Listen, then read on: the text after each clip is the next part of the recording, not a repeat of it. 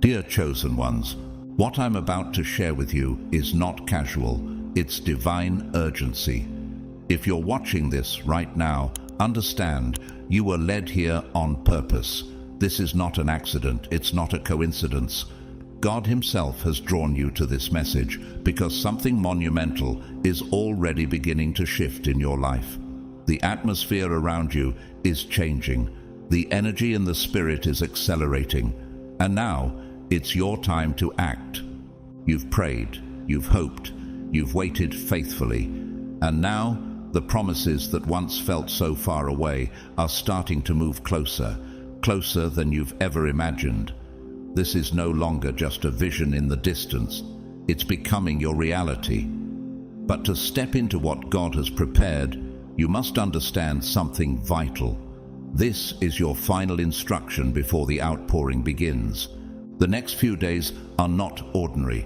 They are critical. They carry weight in the spirit. What you do in this sacred window will determine how fully, how quickly, and how powerfully you step into the abundance, healing, and breakthrough that's already been assigned to your name. Before we dive into this prophetic message, I want to take a moment to say thank you to every single one of you who has supported this mission through Super Thanks. Your generosity is felt deeply. It fuels this ministry and helps bring these divine messages to more chosen ones around the world. Whether you've donated or not, please know this. I'm incredibly grateful for your presence, your faith, and your spiritual hunger. Just by being here, you're already sowing into something powerful. Now, if you're ready to align with the frequency of breakthrough, I invite you to drop the number 999 in the comments below. This number is more than digits. It's a prophetic symbol of completion, release, and divine manifestation. When you type it, you're declaring to heaven and to your own spirit, I'm ready. And chosen one, if you felt that inner tug, that holy stirring in your chest, you know this is for you. This is not just encouragement, it's a divine assignment. It's not a warning, it's an invitation. The portal is opening, the flood is forming, the call is sounding. So I ask you this, are you truly ready to walk into everything God has already prepared for you? If the answer is yes, then don't scroll away. Stay with me until the very end, because what comes next is going to change everything. Let's begin. God's chosen ones. It's going to hit every one of you. It's already happening.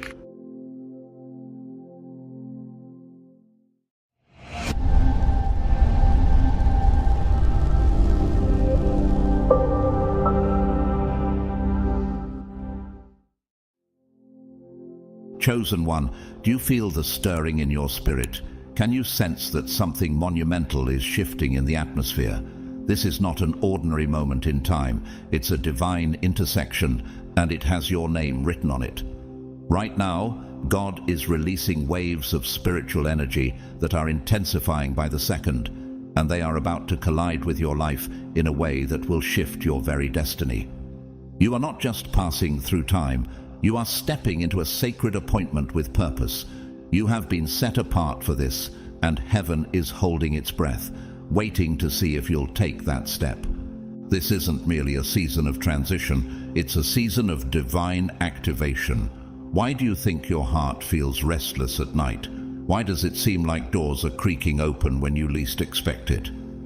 The answer is simple. God is preparing to pour out His Spirit in you like never before. In Isaiah 43:19, God says, Behold, I am doing a new thing. Now it springs forth, do you not perceive it?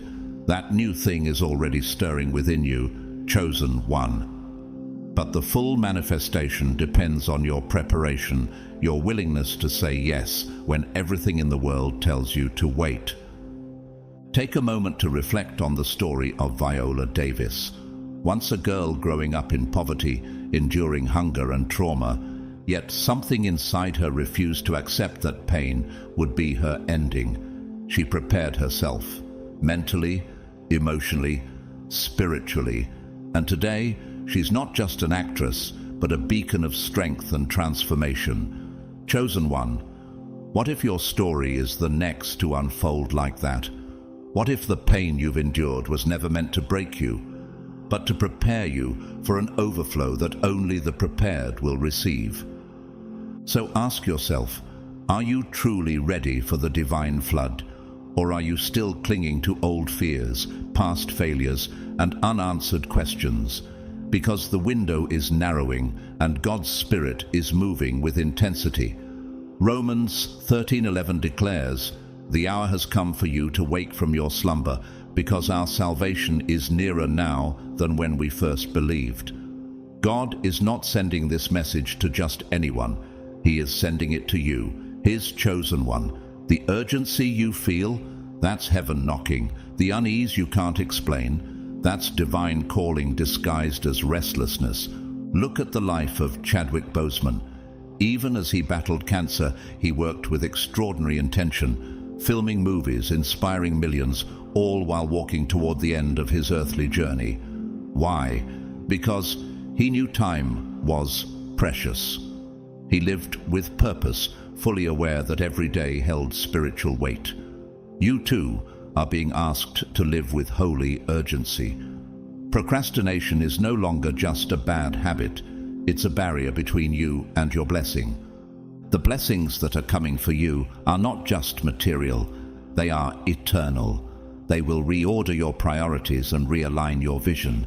They will stretch you, elevate you, and cleanse you of every lie that told you that you were unworthy. But for this to happen, you must prepare. You must cleanse your heart of doubt, your mind of hesitation, and your soul of complacency. As Ephesians 5:15-16 urges us, be very careful then how you live, not as unwise, but as wise, making the most of every opportunity, because the days are evil. This is your opportunity. The days are moving fast. Don't let the moment outrun your obedience. Consider the journey of Bethany Hamilton. After a shark attack took her arm, she didn't retreat from life.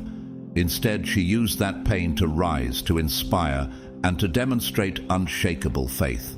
Today, she's not only a professional surfer, she's a living example that setbacks are setups for spiritual greatness. Chosen one, your setback is about to become your stage, but only if you prepare. The divine outpouring is not a concept, it's a living promise. It's already in motion, and it's moving in your direction. Can you feel the divine pressure building? It's not here to crush you, it's here to birth you. But birthing requires action. James 1:22 says, "Do not merely listen to the word and so deceive yourselves. Do what it says." Action is the gateway to manifestation. Action is the language of heaven. When you act, you align with God's timing, and He meets you in motion. The next few days are not ordinary. They are prophetic. What you do now will either usher in a harvest or delay a destiny. If you've been waiting for a sign, this is it. If you've been praying for confirmation, hear this clearly. You are the chosen one, and God is calling you to rise. This isn't just a test of faith, it's a transition into spiritual fullness. Imagine standing at the edge of everything you've prayed for. Would you step forward, or would fear hold you back? Chosen one, this is your time, and time is sacred. You don't need to be perfect. You need to be prepared. You need to be present, and you need to believe that what God has spoken over you is real. The heavens are open. The blessings are coming. The floodgates are releasing something so powerful that it will redefine everything you thought you knew about your calling. So what are you waiting for? Don't let hesitation rob you of what was already written in your favor. Jeremiah 29:11 reminds you, "For I know the plans I have for you, declares the Lord, plans to prosper you and not to harm you, plans to give you hope and a future." Those plans begin unfolding the moment you say yes, not just with your mouth, but with your life. This is not a passing wave. It's a divine current strong enough to lift you out of every limitation you've ever known. But you must prepare, and preparation is an act of love, of obedience, and of reverence. God has chosen you, not because you were ready, but because you were willing. And now the divine countdown has begun. Step forward, chosen one. The divine door is already open. Are you ready to walk through it? Chosen one, can you feel the shift in the atmosphere? Can you sense that something far greater than your current circumstances is about to crash into your life with undeniable force? God's power is not waiting behind some future curtain. It's right here, standing at the edge of your soul, ready to overflow into every part of your being. This power is not subtle, it's not mild, it's transformative. And when it arrives, it will leave you in holy awe, breathless at how fast everything in your world can change once God decides it's time. This isn't about wealth alone. It's not just about doors opening in your career, relationships, or finances, though that will happen. It's about your true spiritual awakening, one that will strip away the false layers of identity the world tried to place on you.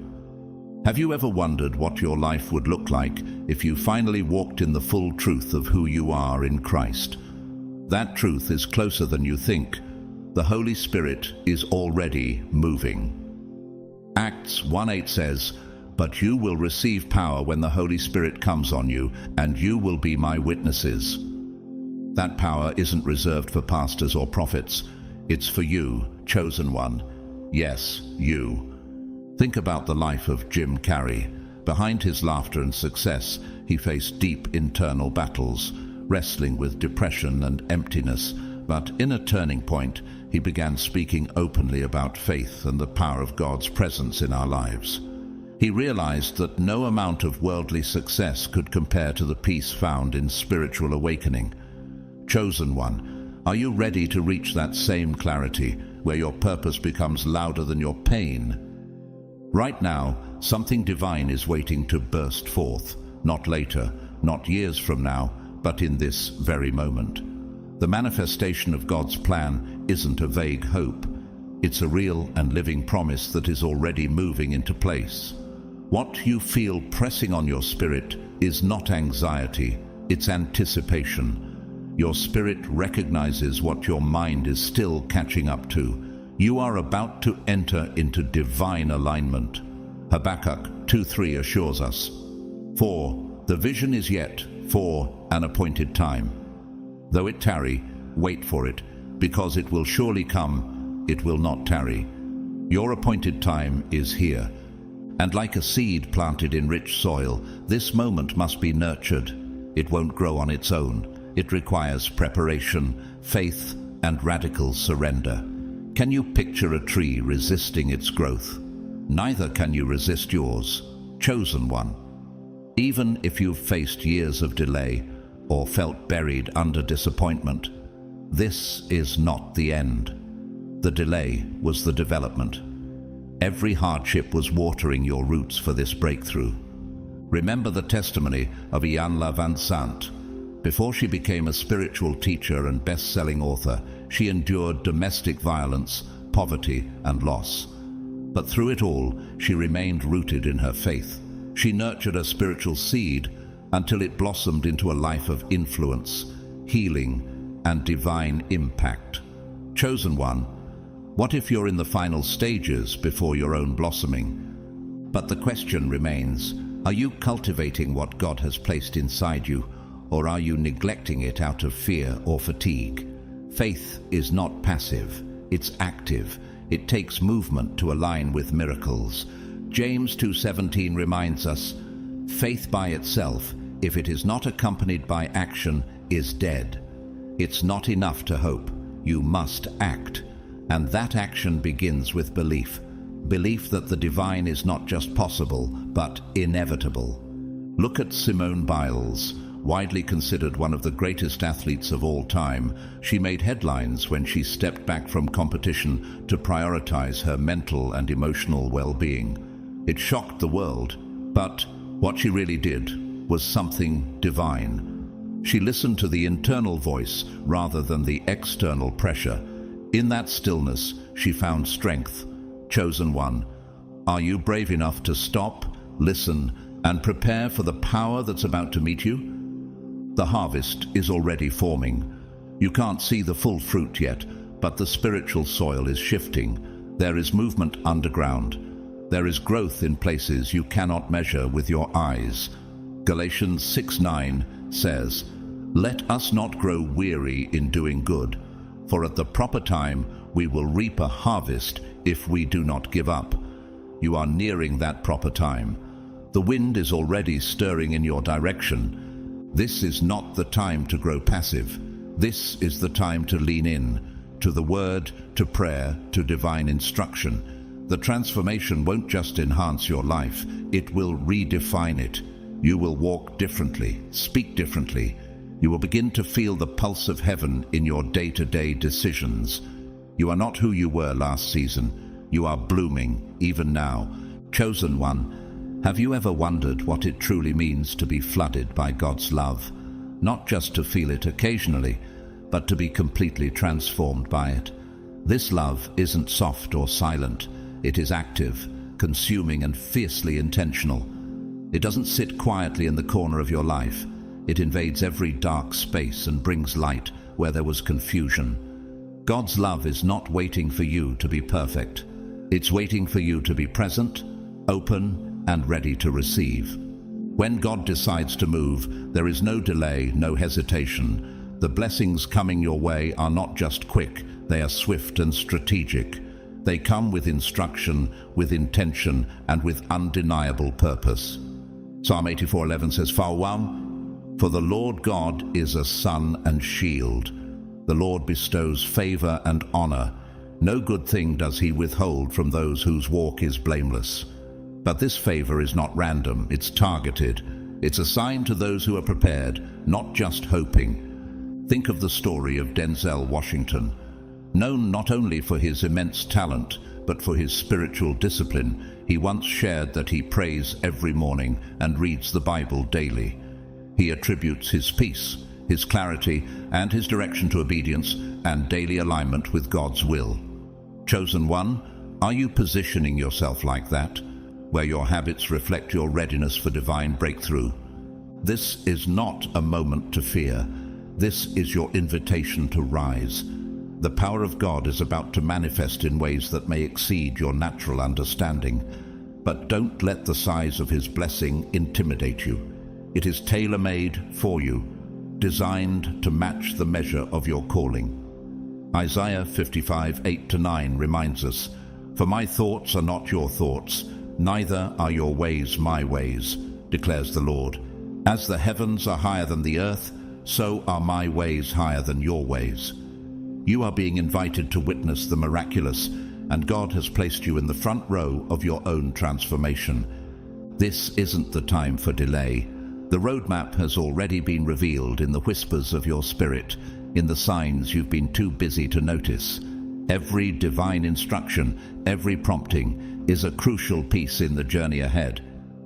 Have you been listening, or have you brushed off God's gentle nudges as coincidence? The time for ignoring is over. The portal of opportunity is swinging open, and only those who walk in obedience will pass through fully equipped. Consider the journey of Tyler Perry. Before he became a media mogul, he was homeless, writing plays in his car, doubted and dismissed by many, but he followed divine guidance. Every step he took in faith drew him closer to a future far beyond what he imagined. Today, he speaks openly of how God gave him visions, blueprints that required action, not passivity. Chosen one, what visions has God shown you that you've yet to act on? Your spiritual breakthrough is not a vague hope. It is a living seed waiting for activation through your obedience. Breakthrough doesn't float to you while you sit still. It meets you in motion. Proverbs 16:3 tells us, Commit to the Lord whatever you do, and he will establish your plans. But commitment means movement. It means action infused with belief. What you've been praying for is already formed in heaven. It simply needs your faith to unlock it here on earth.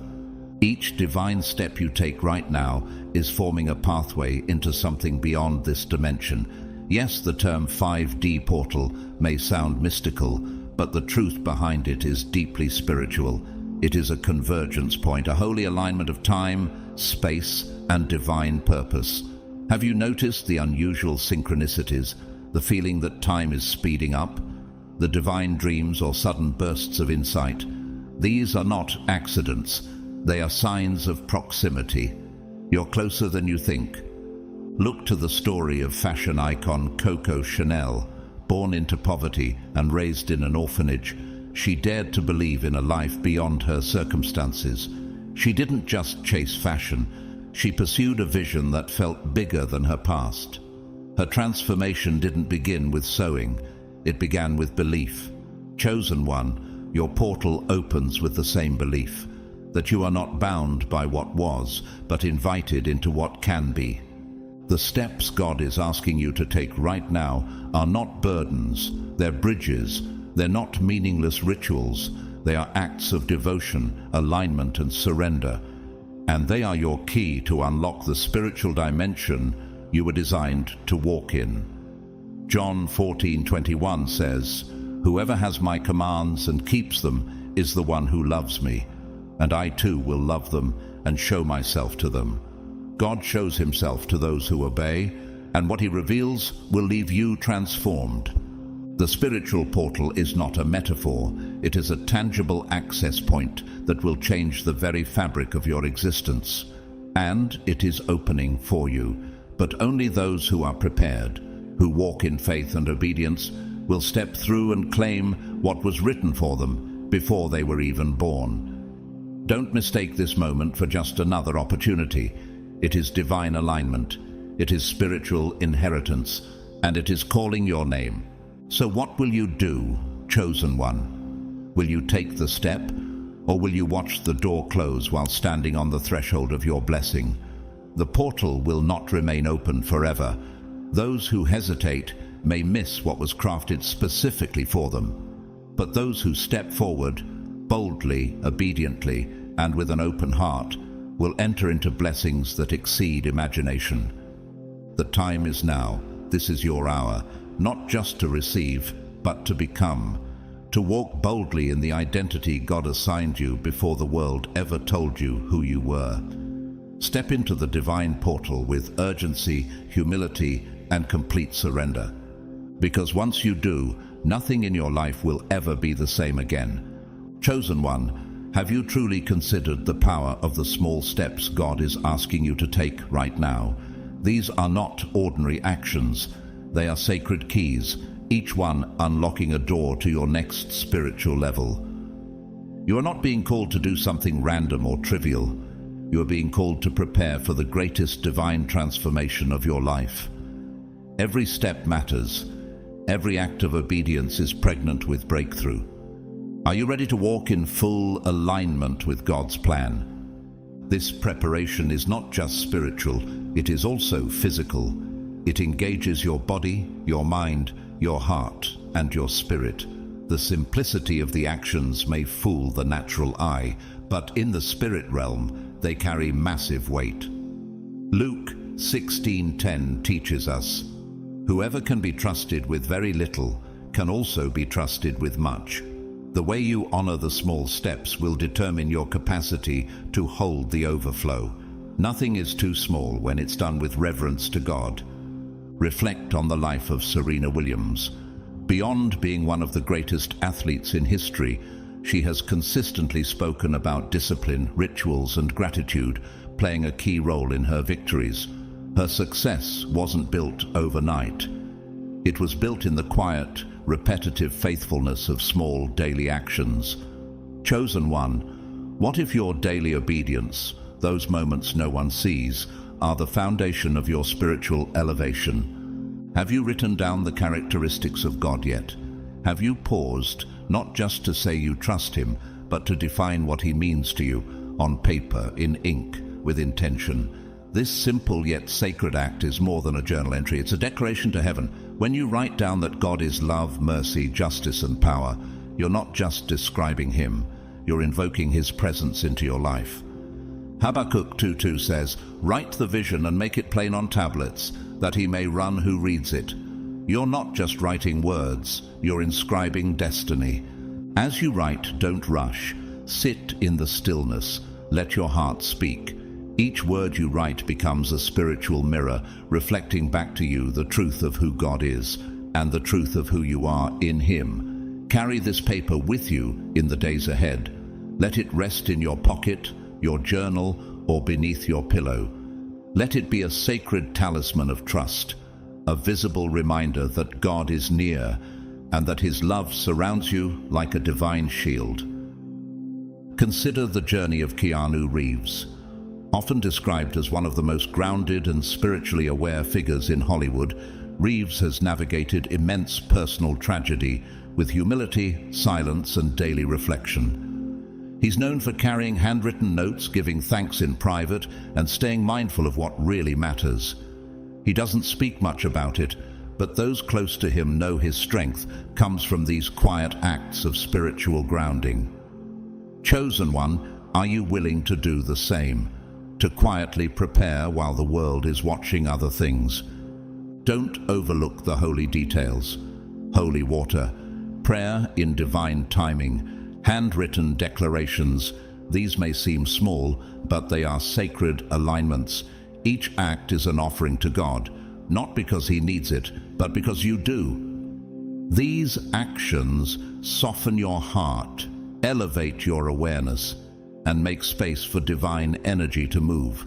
Romans 12:1 urges us, present your bodies as a living sacrifice, holy and pleasing to God. This is your true and proper worship.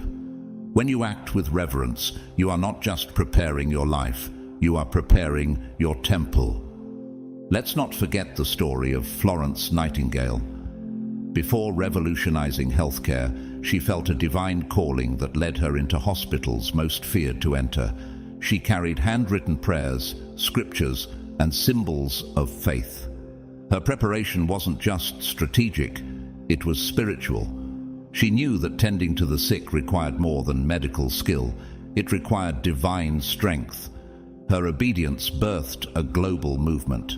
Chosen one, what if your obedience could shift entire generations?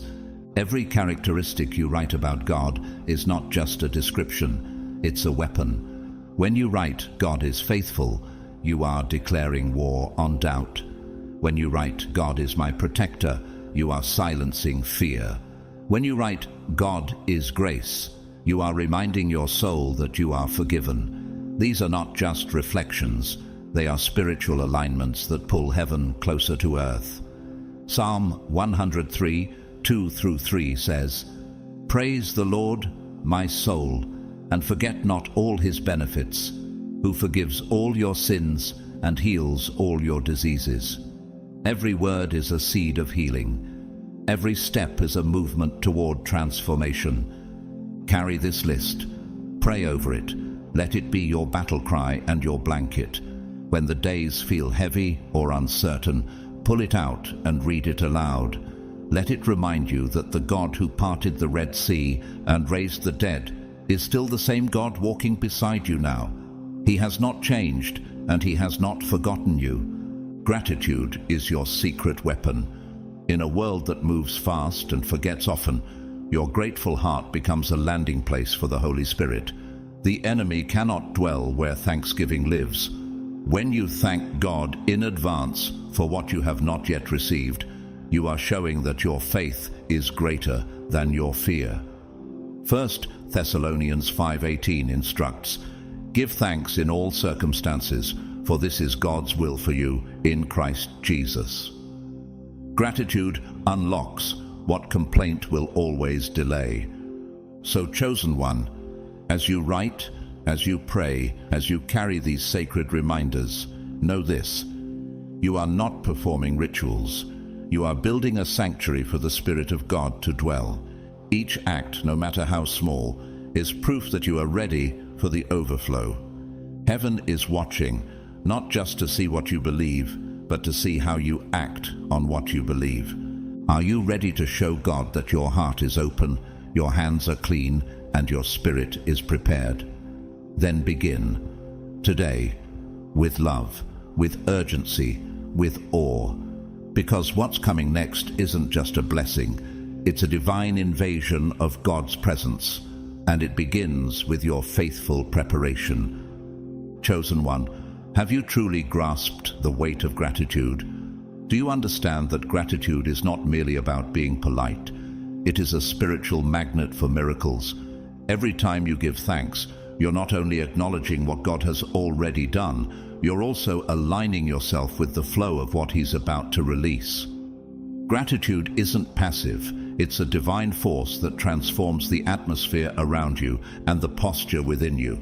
In these critical days ahead, God is calling you to anchor yourself in gratitude, not just occasionally, but in every breath, in every small victory, and in every challenge overcome. Even the quiet moments, even the trials that refined you, are gifts waiting to be recognized. Philippians 4:6 urges, "Do not be anxious about anything, but in everything, by prayer and petition, with thanksgiving, present your requests to God."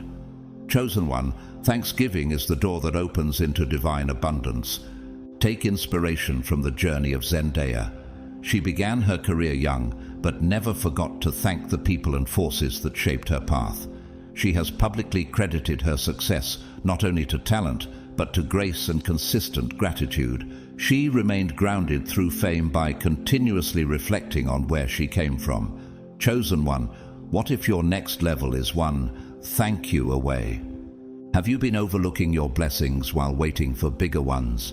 Have you paused to thank God for the breath in your lungs, the strength to rise each morning, the quiet miracles that surround you daily?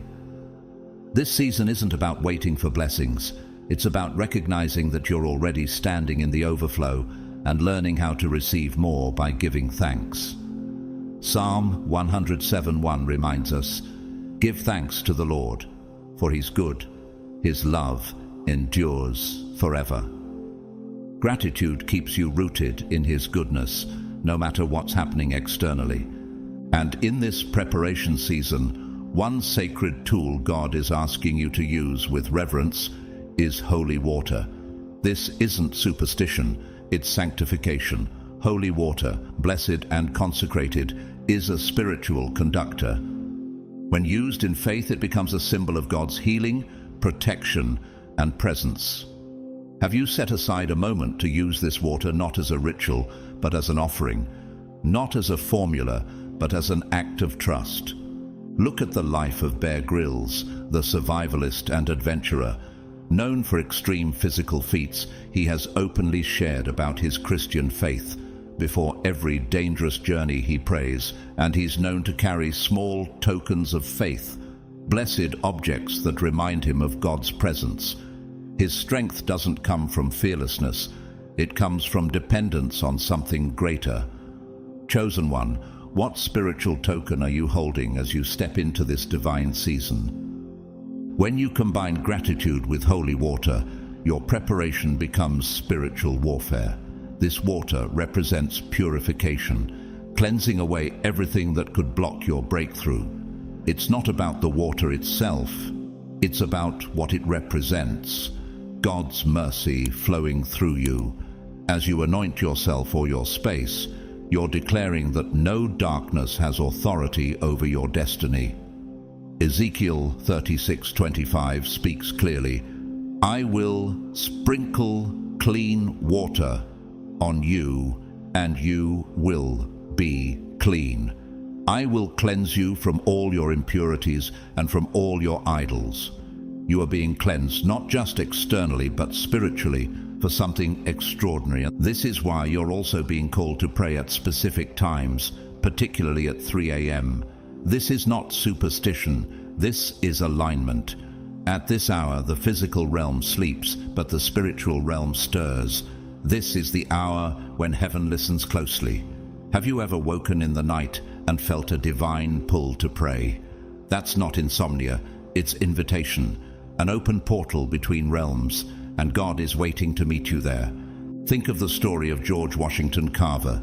He believed in meeting God every morning before the sun rose. In his words, "I go into my laboratory and pray. God reveals to me things I would never know otherwise." His discoveries changed the world. not through textbooks, but through quiet communion with the Creator. Chosen one, what revelation might God reveal to you when you meet Him in the silence of early morning? When you pray at 3 a.m. with holy water in hand and a heart full of gratitude, you are building an altar, one that speaks louder than your circumstances. This is the kind of faith God honors. Mark 11:24 declares, "Therefore I tell you, whatever you ask for in prayer, believe that you have received it and it will be yours." But belief must be active. It must be expressed. This is your moment to act.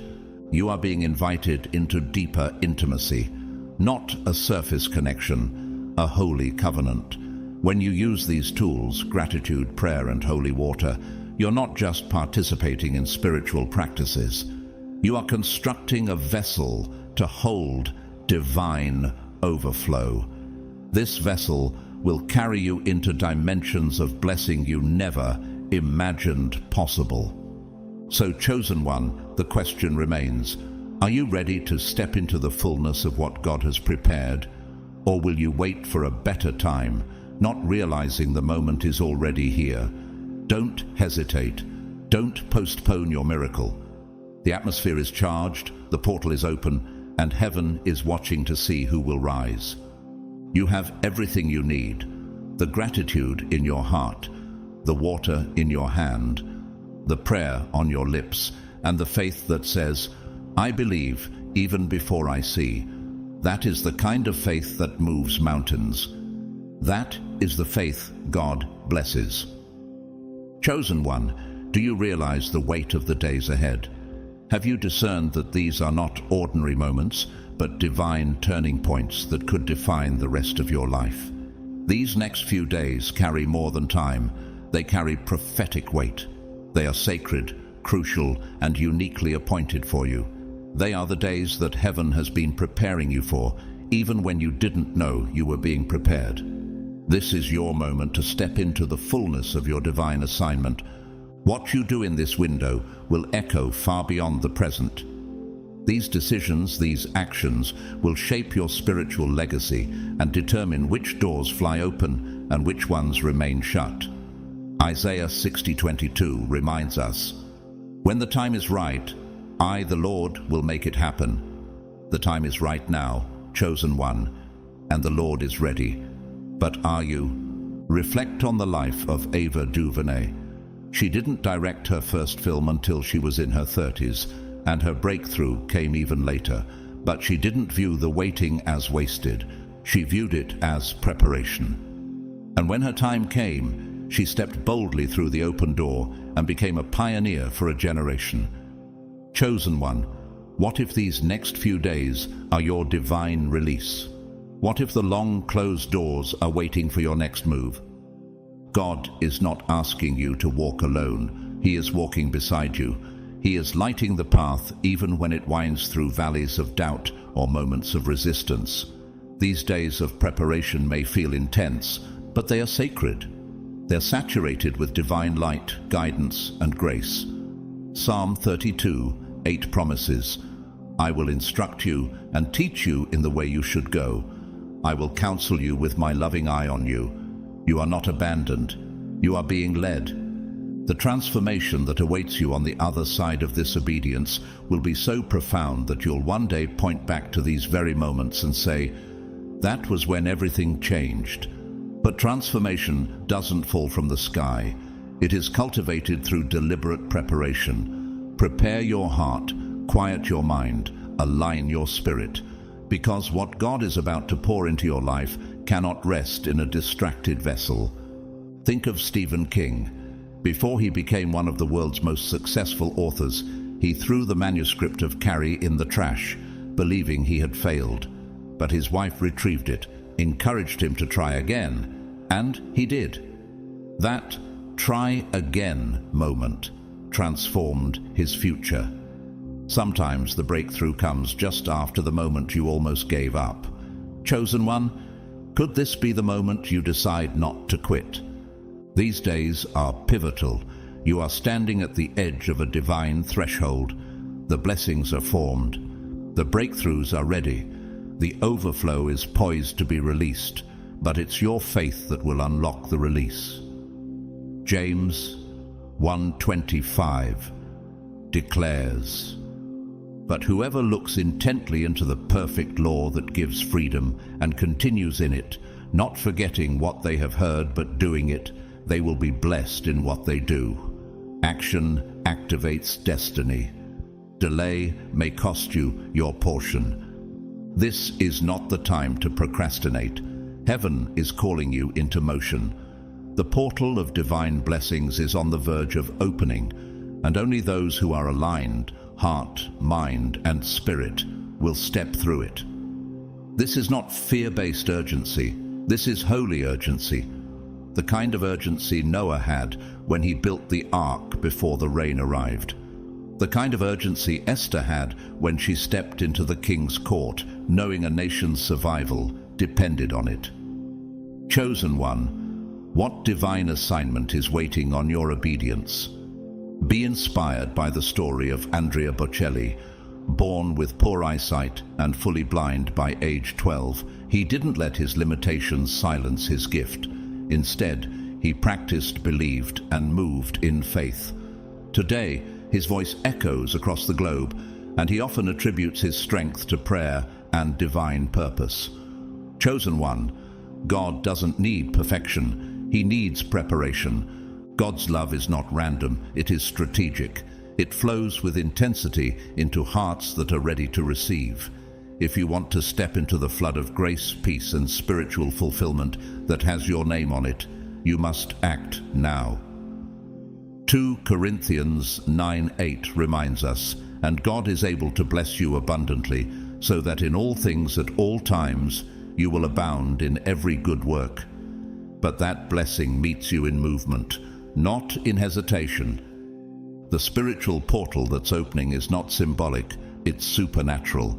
It is a real-time divine opportunity for elevation, expansion, and spiritual maturity. This is your invitation into the next realm of grace. You are not being pushed into something you cannot handle.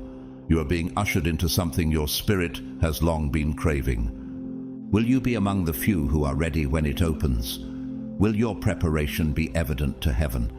The portal will not remain open forever. God's outpouring is vast, but it flows toward those who are positioned to receive it. Just as oil only fills the vessels that are empty and ready, so will God's love only fill the heart that is open and expectant. And when it pours, when it truly floods into your life, you will not only receive blessing, you will become a blessing. Your transformation will overflow into others. Deuteronomy 28:2 speaks this promise. All these blessings will come on you and accompany you if you obey the Lord your God. Chosen one, obedience is your access point, gratitude is your fuel, and preparation is your key. The days are short, but the impact will be eternal. You are chosen for this portal, this window, this calling. This is your appointed time to shift from hoping to holding, from waiting to walking in your divine destiny. Chosen one, have you felt the stirring in your spirit, the quiet urgency rising like a tide you can't ignore? That's not emotion. That's the call of destiny. The divine portal is not far off. It is imminent. And those who prepare now, those who respond with action, not hesitation, will be the first to step through and receive blessings that have been waiting in the heavenly storehouse, sealed with their names. Will you be one of them? This is not just another season. This is your once-in-a-lifetime moment to align with heaven and receive what was promised long ago. The call has been sounded, and it is crystal clear. God is extending his hand, inviting you into a season of radical spiritual growth, divine restoration, and life-altering transformation. But chosen one, this door won't remain open forever. Matthew 25:10 warns us, and the door was shut. Don't be like the unprepared. Don't miss what is rightfully yours because you waited too long. Consider the story of Morgan Freeman. Before becoming a household name, He spent decades in relative obscurity, but when his time came, he was ready. He'd spent years honing his craft in private, waiting, preparing. When the opportunity arrived, he stepped into it fully equipped. Chosen one, your moment is coming just as swiftly. The question is, will you be ready when the divine curtain rises? This is not the time for hesitation or delay. The window is narrowing. The divine opportunity is hanging in the balance. If you miss this chance, you may forfeit blessings meant specifically for your destiny. You were chosen because God sees something in you, something rare, something holy, something world-shifting. But to receive what He's prepared, you must follow His instructions. James 4:17 reminds us, if anyone then knows the good they ought to do and doesn't do it, it is sin for them. Knowing what God requires and refusing to act is not harmless. It's dangerous. These next few days are not random. They are crucial. Each action you take now is either pulling you closer to your breakthrough or quietly pushing it out of reach. This is not theory. This is reality. Divine reality. Heaven is ready. The blessings are already formed. And you, chosen one, are standing at the threshold. Look at the example of Viola Davis. She came from a background of extreme poverty and hardship, but instead of letting it define her, she followed divine nudges to rise. She has spoken openly about prayer, purpose, and staying faithful in the preparation season. Her elevation wasn't luck, it was alignment. Chosen one, are you aligning now, or waiting for a better time that may never come? The spiritual steps God has given you are not random suggestions. They are divine blueprints. Writing down God's characteristics, using holy water with intention, praying during specific windows, especially at 3 a.m. These are not tasks. They are keys.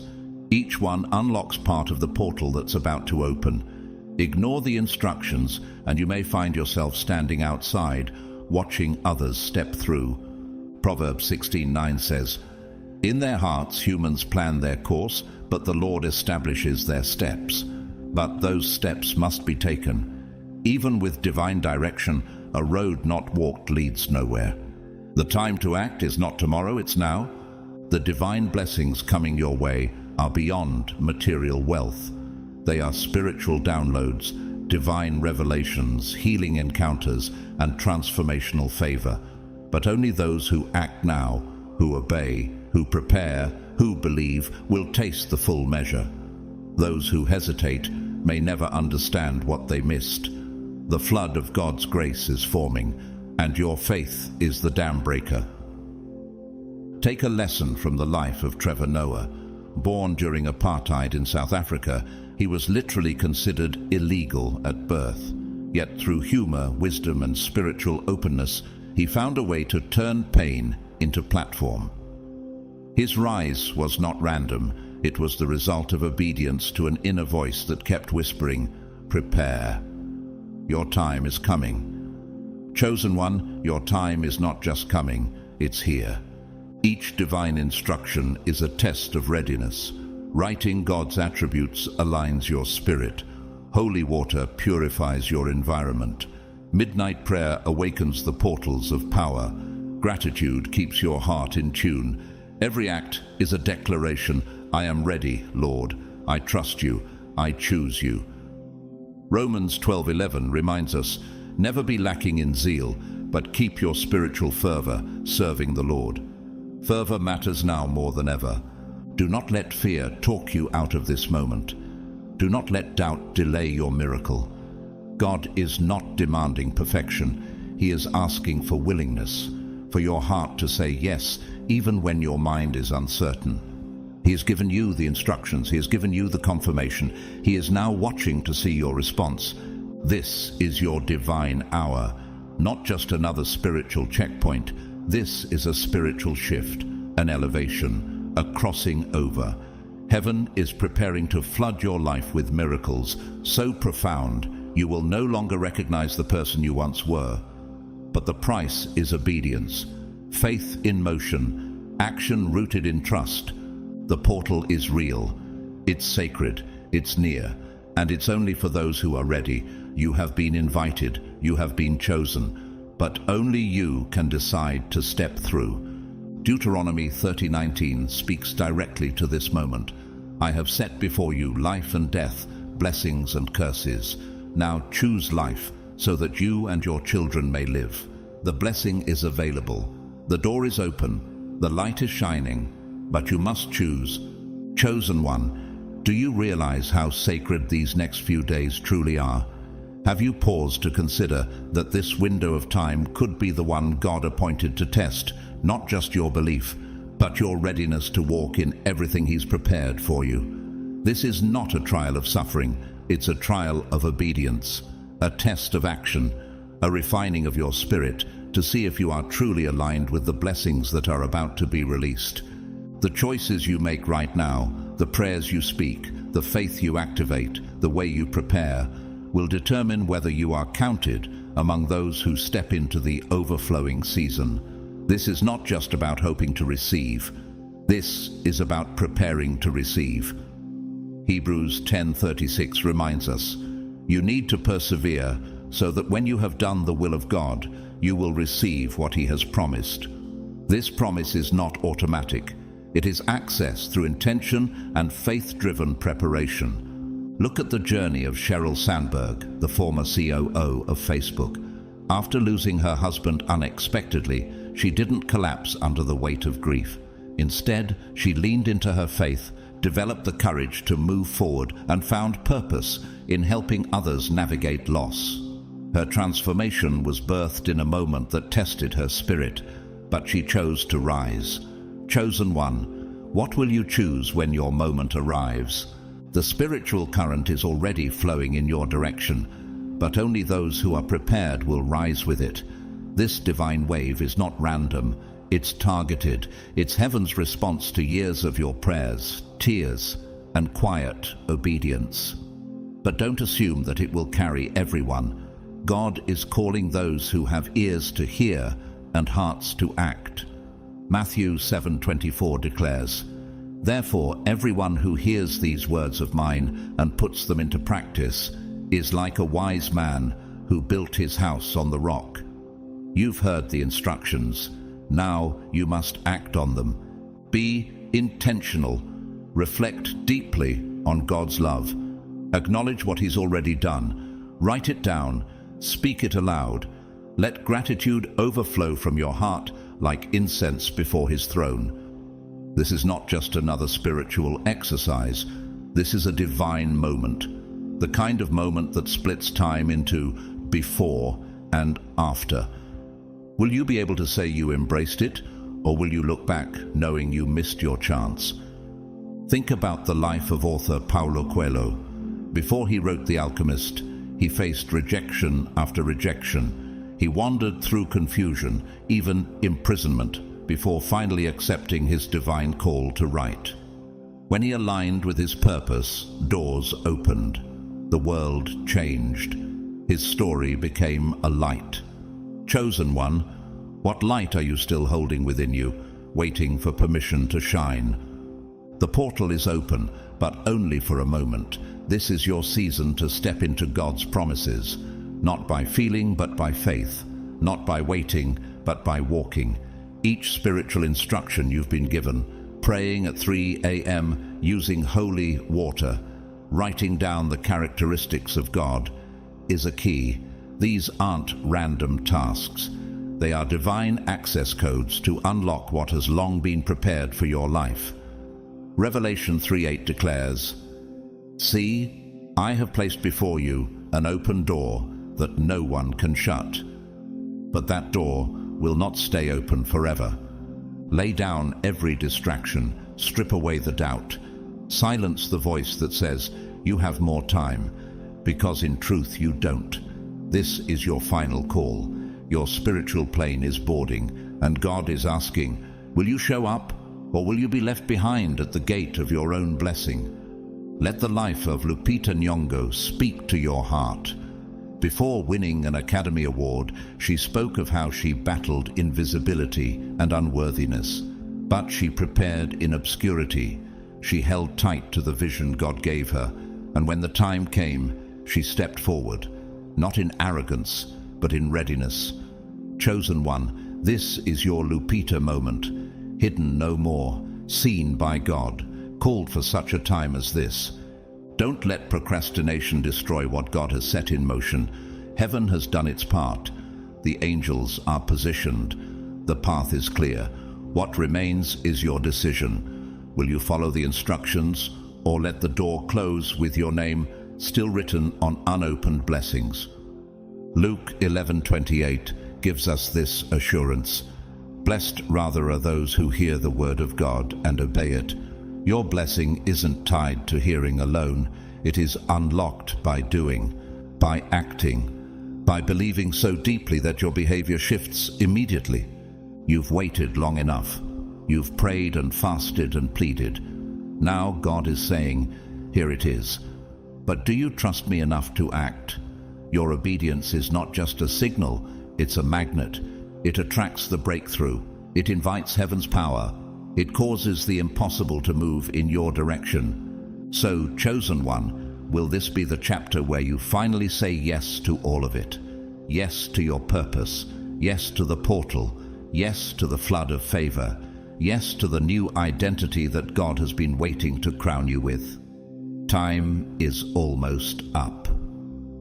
The door is still open, but not for long. Chosen one, this is not a gentle whisper. It's a divine alarm sounding in the spirit. This isn't a suggestion. It's a call to immediate action. Your breakthrough is not somewhere in the distant future. It's right in front of you. But whether you receive it depends entirely on how you respond right now. God has already released the instructions. Will you follow them with boldness, or will you allow doubt, distraction, or delay to steal what has been appointed to you? Complacency is no longer an option. This moment demands obedience, total surrender, faith in motion. James 1:22 declares, "Do not merely listen to the word and so deceive yourselves. Do what it says." Obedience isn't about perfection, it's about movement.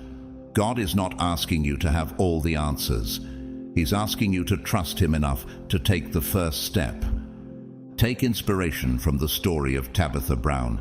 She went viral only after years of obscurity, trials, and perseverance. Behind her breakout moment was a decade of faithfulness, speaking light when no one was listening, staying obedient to a vision God placed in her heart. When her moment came, she was prepared.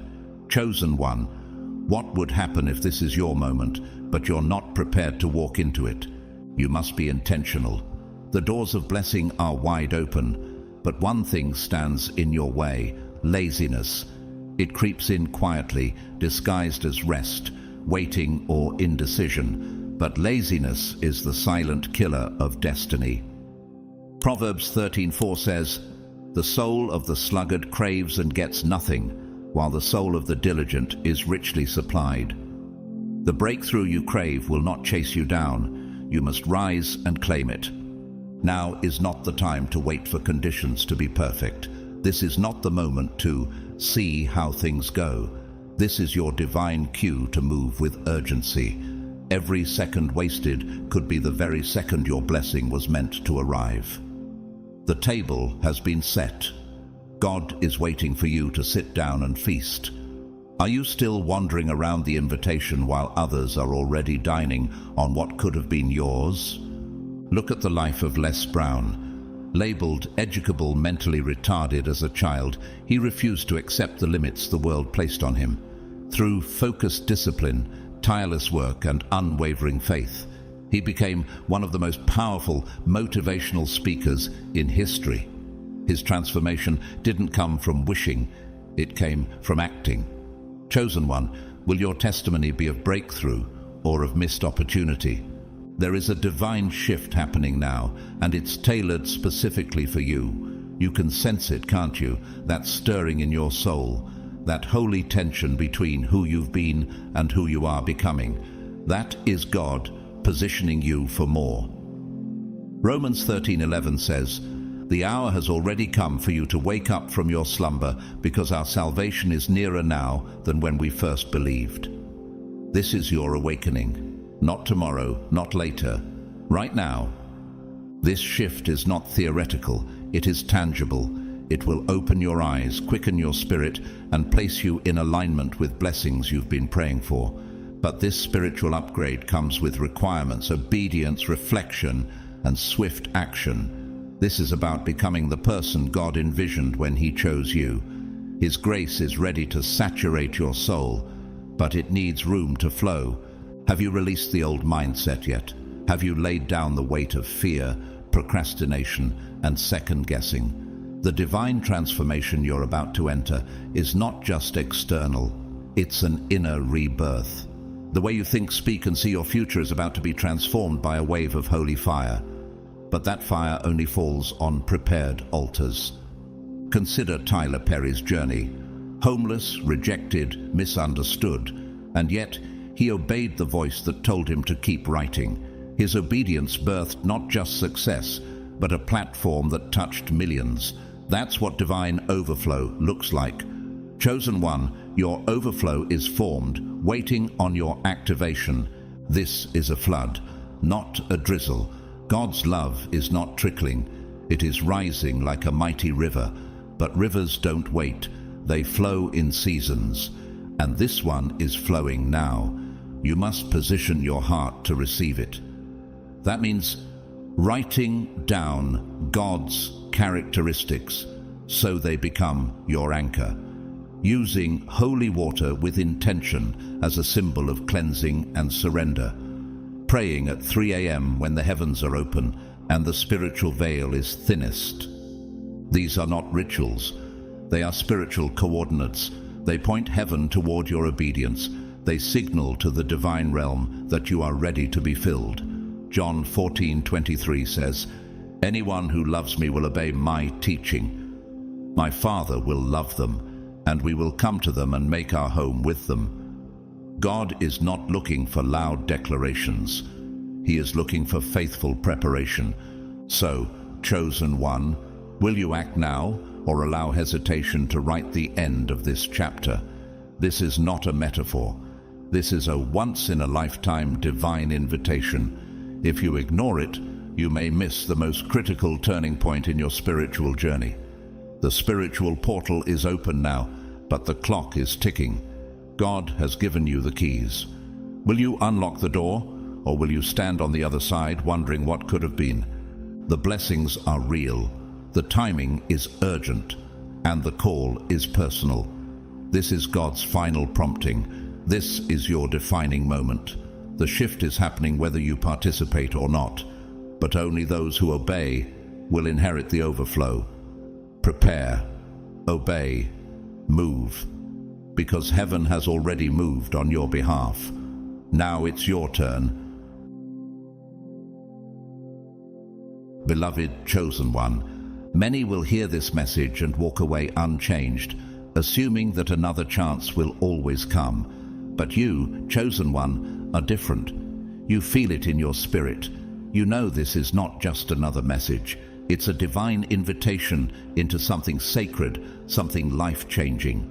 God doesn't open every door twice, and when certain windows close, they may never open again. Right now, God is extending His hand toward you. He is offering you a gift, not because you earned it, but because you were chosen. But even a divine gift must be received. You must say yes. You must act. You must align. It doesn't require perfection. It only requires your willingness to follow God's instructions, to prepare your spirit, and to trust, truly trust, that the blessings are already on their way. Don't let fear paralyze you. Don't let doubt drown out your obedience. Don't let procrastination become the silent thief of what God has stored up for you. This moment is sacred. This opportunity is rare. Heaven has moved on your behalf, and now God is waiting on your response. So step into it, embrace it. Let go of every excuse and step into your purpose with boldness, with faith, and with fire. The spiritual shift is already happening. The transformation is already unfolding. And your name is written on the blessings that are coming. Before you go, thank you, truly, from the bottom of my heart, for walking through this prophetic journey with me. Every word you've read, every moment you've reflected, shows the hunger in your soul to rise higher. Whether you're new here or have followed this journey from the beginning, your presence means everything. You are part of something holy. If you feel led and want to support this mission, you can do so through the Super Thanks button down below. Your generosity helps keep messages like this reaching other chosen ones around the world. But whether you donate or not, please know that I am deeply grateful for you. Your faith, your time, and your spirit are already more than enough. And now, may God bless you abundantly, more than you can ask, think, or imagine. May He open doors no man can shut. May His love flood every corner of your life with peace, favor, and divine joy. May this be the season where your breakthrough becomes your testimony. And may you rise, chosen one, into everything God created you to be. Amen. And so it is.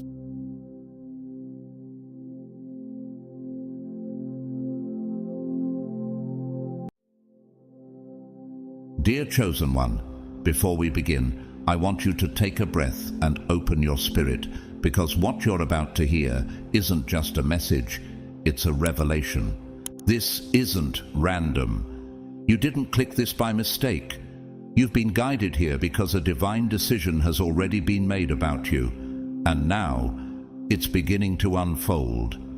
These words are for the chosen ones, the ones who were overlooked, betrayed, misjudged, and yet still rising. If you've ever felt like your presence carries weight, like your silence shakes rooms, or like people react to you in ways that even they can't explain, then yes, this is about you.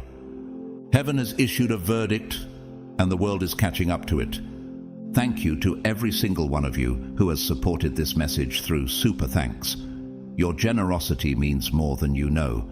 You're not just donating, you're helping spread light to others who feel alone in their calling. Whether you give or not, I'm deeply grateful for your presence here. Your support, your time, your attention, it all matters. And if this message resonates with your soul, go ahead and comment the number 777 below. That number is a divine symbol of completion, spiritual perfection, and alignment. When you drop 777, you're not just commenting, you're activating agreement with what God has already spoken over your life. Now, let's begin. God's chosen one, a decision has been made about you.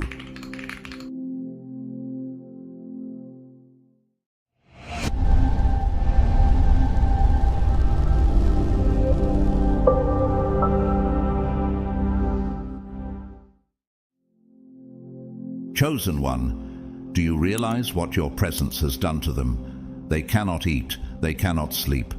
The mere whisper of your name sends a jolt through their bodies like a lightning strike. Eyes widen, hands tremble, and their faces lose color, as if they've just encountered a spirit from the past that they tried to bury. Why do they react as though your name alone can haunt their conscience? What exactly did you awaken inside them that refuses to rest? You have become the embodiment of their judgment day, walking proof of their own wrongdoing. When people mention you, their breath shortens, their voice falters, and they look around nervously, trying to deflect the question, "Hey, whatever happened with—" But they can't run from it. You are etched into the folds of their regret, into the silence between their words, into the fear that someone might finally piece together the truth. This is more than just gossip. This is divine justice unfolding in real time. For God will bring every deed into judgment, including every hidden thing, whether it is good or evil. Ecclesiastes 12:14. What they tried to hide is now what others are investigating.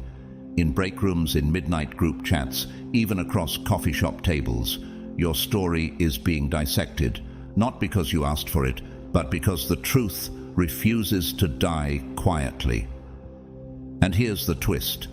The very people who once rolled their eyes at your pain are now whispering the truth they once feared to speak. They look back and realize, we were wrong. Consider the story of Brendan Fraser, once blacklisted by Hollywood after speaking out about abuse and betrayal.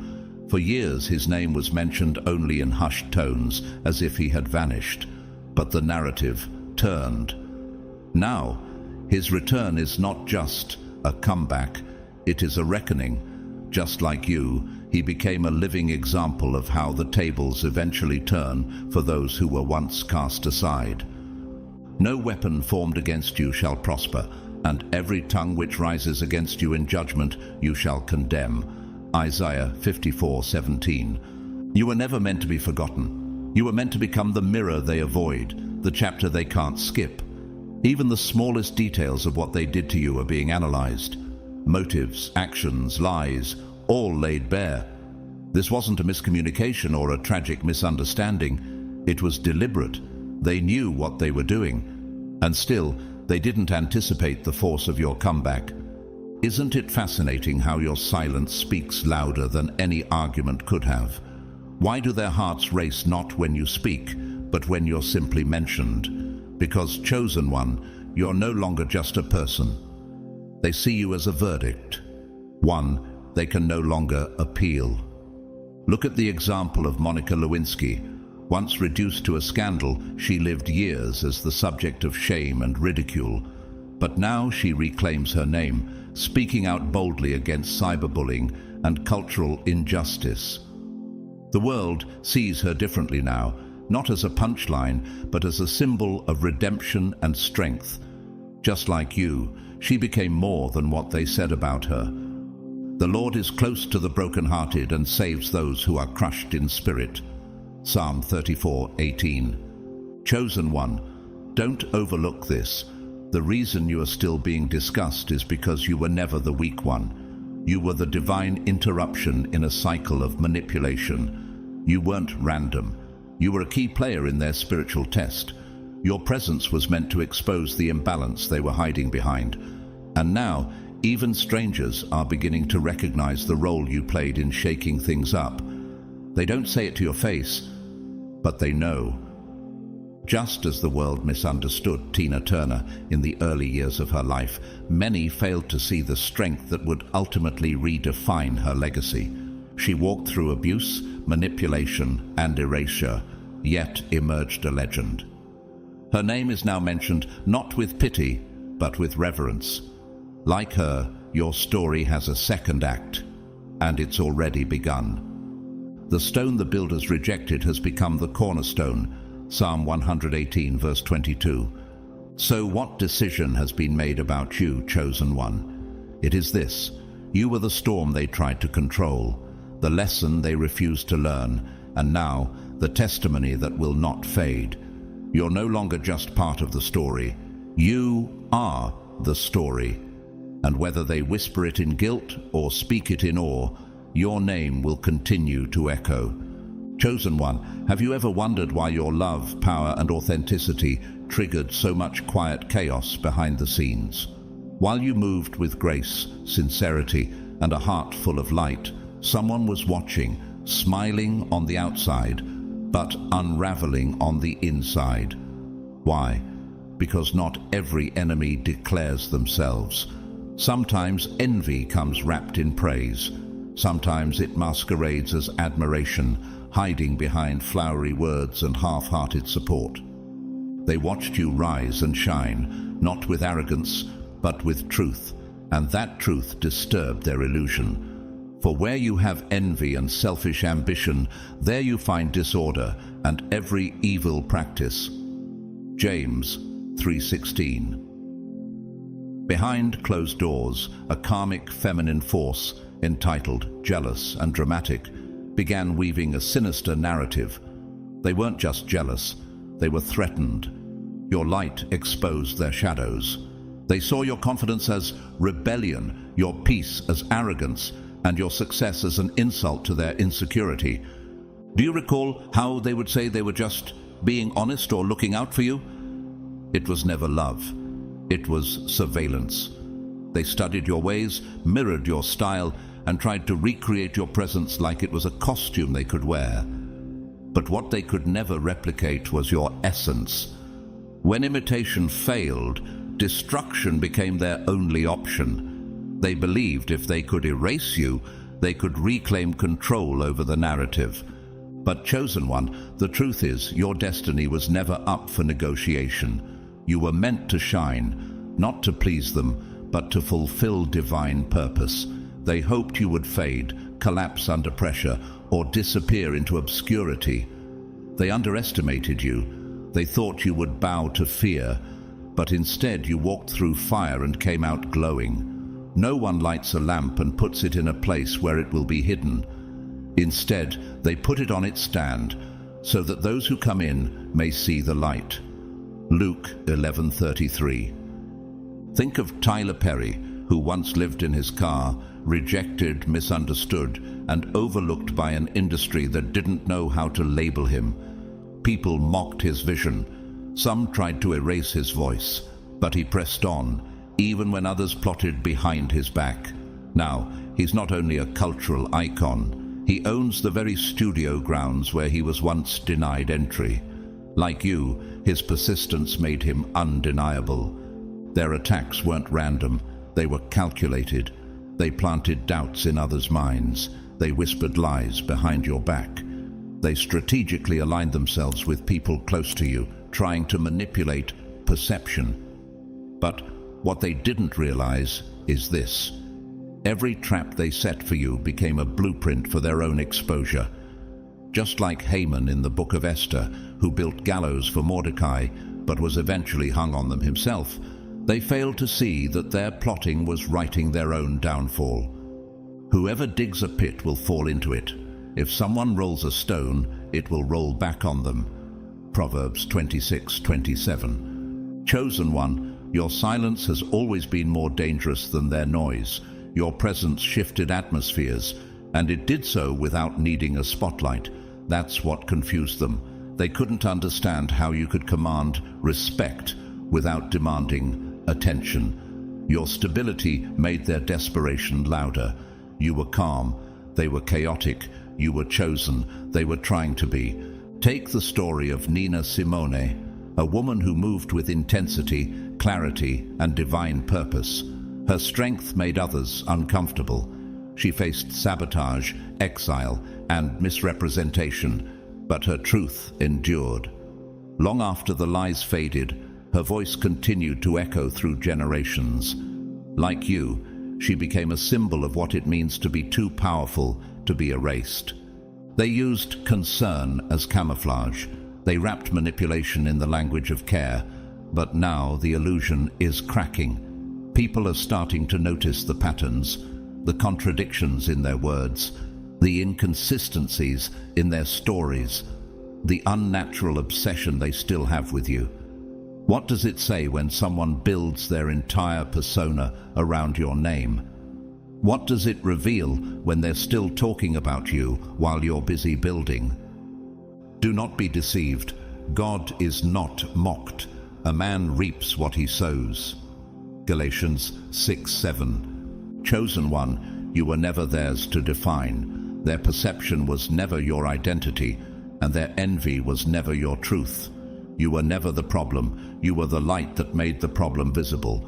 What you represented: a soul at peace, a calling lived out, a quiet strength. They couldn't manufacture, so they tried to destroy it. But understand this: what they attacked was not just your image, it was your anointing. And no matter how much they tried to silence you, the purpose inside you was louder. The Lord will fight for you. You need only to be still. Exodus 14:14.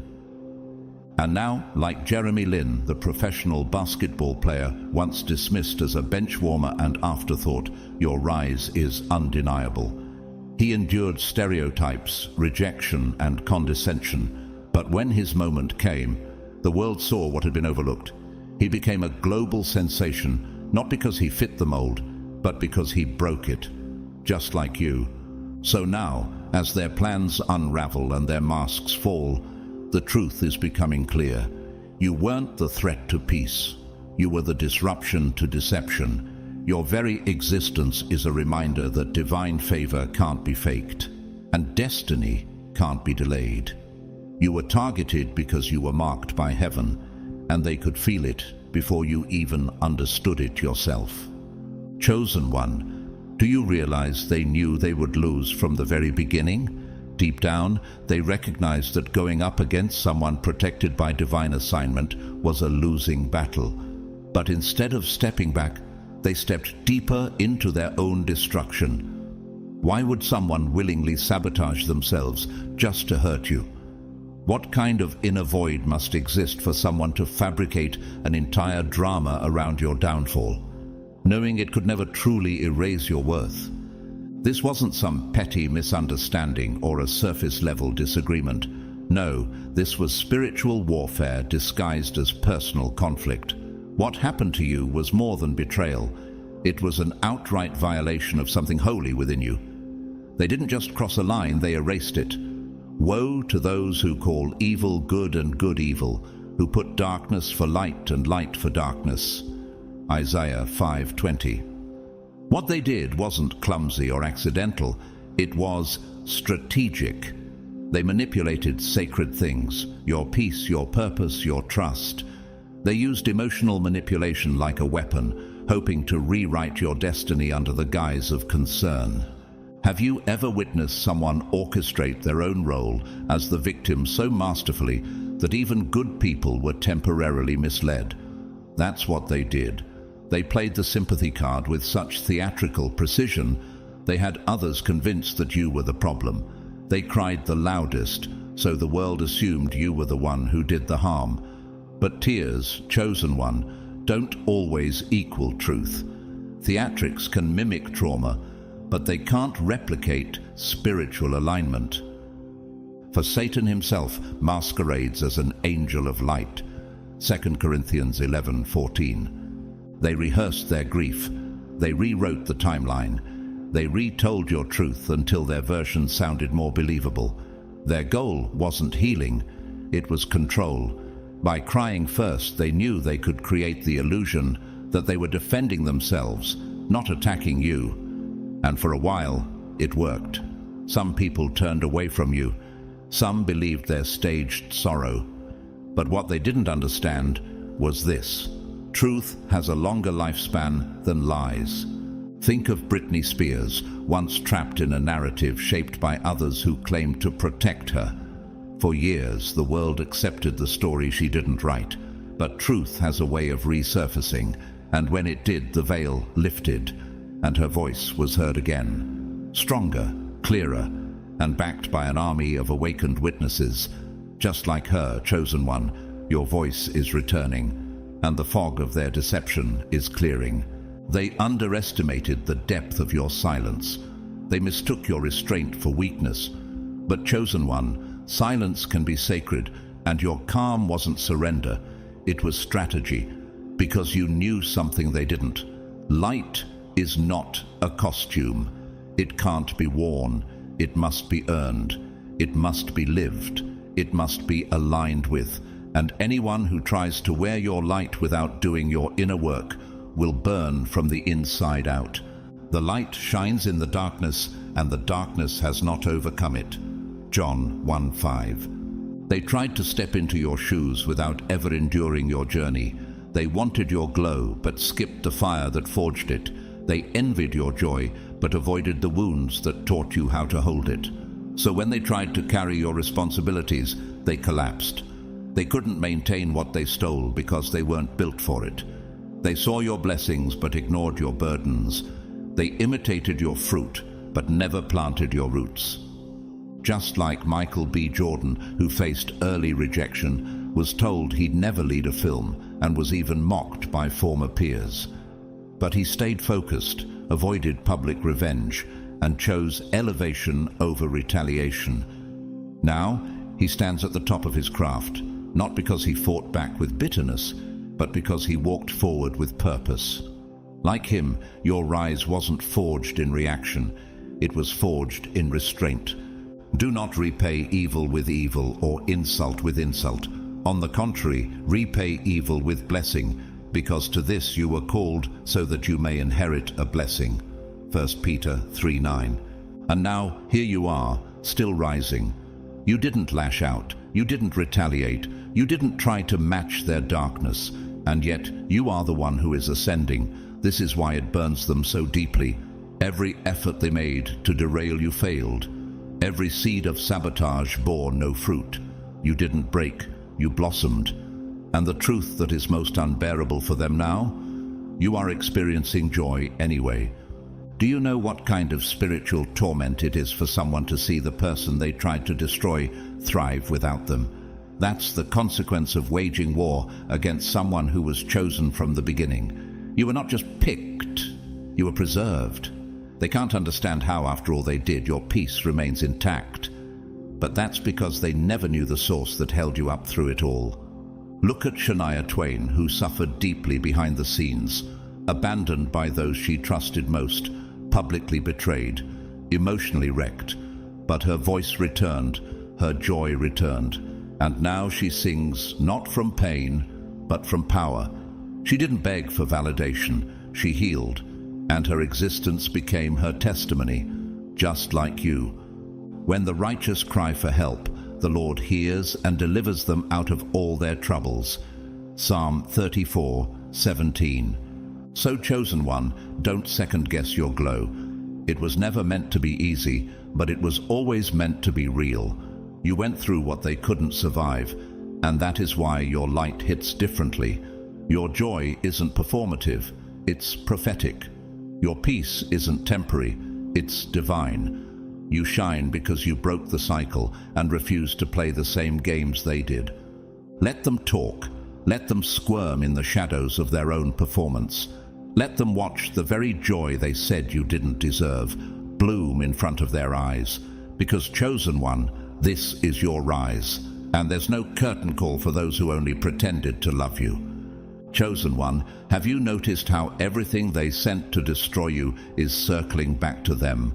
They cast shadows in your direction, hoping you would stumble, collapse, maybe even disappear altogether. But you didn't flinch. You kept walking. Why is it that the one they tried to bury continues to rise? What is it about your steps that remain so steady, even when the road beneath you is lined with spiritual sabotage? What is it about your spirit that refuses to bow under the weight of darkness? You didn't trip, you didn't shrink, you didn't vanish. Instead, you continued to rise, and now they're the ones stumbling. Their facade is cracking. Their foundation is collapsing. Why? Because there is always a cost for touching sacred energy with unclean intentions. Do not touch my anointed ones, and do my prophets no harm. 1 Chronicles 16:22. What they attempted to manipulate has now turned against them, not because of revenge, but because divine order restores itself, whether they like it or not. Have you started noticing how other people are beginning to see through their act? People are beginning to notice something unsettling. There's a strange disconnect between what they say and what they emanate. Their words still sound smooth, but their spirit no longer matches the performance. Their smiles are forced, stiff, and trembling beneath the weight of unspoken guilt. Their eyes no longer shine with confidence, but flicker with exposure. Sincerity is not a script. It cannot be faked forever. Eventually, your spirit tells the truth your mouth tries to hide. A good man brings good things out of the good stored up in his heart, for the mouth speaks what the heart is full of. Luke 6:45. This is exactly what's happening now. Their strained laughter, their awkward compliments, their overly enthusiastic greetings, they're not acts of kindness, they're desperate cover-ups. Have you ever watched someone try so hard to appear at peace that it exposes how deeply disturbed they truly are? Behind each grin is a storm they've been trying to suppress, and the energy they buried, envy, bitterness, desperation, is now bubbling up like oil through cracked concrete. The spirit doesn't lie. Their performance is failing. Look at the example of Lindsay Lohan, once portrayed as reckless and broken. For years, she was treated like the villain in every tabloid story, cast into a role she didn't write. But over time, people began revisiting the facts, reconsidering the context, and they saw something different, someone misunderstood, misrepresented, and used. Her redemption came not from shouting her innocence, but from simply outlasting the lie. Just like you, she didn't collapse, she evolved. How long can someone pretend to be innocent before the weight of guilt begins to show? They wanted to be remembered as the peacemaker, the rational one, the noble hero who just tried their best. But truth is stubborn. It rises through the cracks. You can bury it under layers of performance, but you cannot kill it. As the dust begins to settle, people are quietly replaying events in their minds, realizing how many things now feel off. That one conversation that didn't quite add up, that sudden shift in behavior, that over-explained excuse. The mask is slipping. Nothing in all creation is hidden from God's sight. Everything is uncovered and laid bare before the eyes of Him to whom we must give account. Hebrews 4:13. And chosen one, here's the beauty of it. You didn't have to scream your truth. You lived it. You didn't have to prove your worth. You embodied it. While they clung to appearances, you clung to God. While they rehearsed manipulation, you practiced integrity. What if your silence wasn't weakness but wisdom? And now the contrast between you and them is too glaring to ignore. Light and darkness cannot be confused forever. Think about Kesha, whose legal battles revealed how deeply power can be misused under the guise of professionalism. At first, the world wasn't sure what to believe, but over time, truth emerged, not from loud declarations but from quiet consistency. Her art became her vindication. Her presence became her proof. Like you, she didn't just survive, she revealed. You never had to manipulate anyone to be seen. Your name held power, not because you forced it, but because it was rooted in purpose. You didn't scheme to win favor. You walked in favor, and that's what unsettled them. Have you realized that your mere presence brings conviction to those who live in pretense? They kept trying to create shortcuts to authenticity, but you were born from the process. The integrity of the upright guides them, but the unfaithful are destroyed by their duplicity. Proverbs 11:3. So now, as their story starts to crumble and the memories of the past resurface in the minds of others, truth is walking through the door they tried to slam shut. People are remembering moments they dismissed before. The inconsistencies, the subtle sabotage, the convenient timing of it all. It's all coming back. The picture is changing. And like Joaquin Phoenix, who was long misunderstood by critics for his intensity and silence, your quiet authenticity is now becoming your legacy. For years, people judged what they didn't understand about him, but eventually it became clear. He wasn't hiding. He was simply unbothered. He let the world think what it wanted until the world finally saw what it had missed. Just like you, he who vindicates me is near. Who then will bring charges against me? Isaiah 50 verse 8. So, chosen one, don't look back. Let them sit in the silence they created. Let the weight of their pretense settle in the empty seats of conversations that no longer hold power. You've moved on, but their spirits remain trapped in the stories they tried to build around you. And now, those stories are unraveling, not by your hand, but by the hand of truth itself. Let the exposure happen. Let the inconsistencies reveal themselves. Let people start asking the questions they were once too afraid to consider. You don't need revenge. Your glow is the loudest testimony. And the contrast between you and them is the only explanation anyone really needs. Chosen one, aren't the signs too loud now to ignore? At this point, the contradictions are glaring, and trying to overlook them would feel like a betrayal of common sense, of spiritual discernment. This is no longer just about what's being said. Have you noticed how the energy behind the words is telling a completely different story?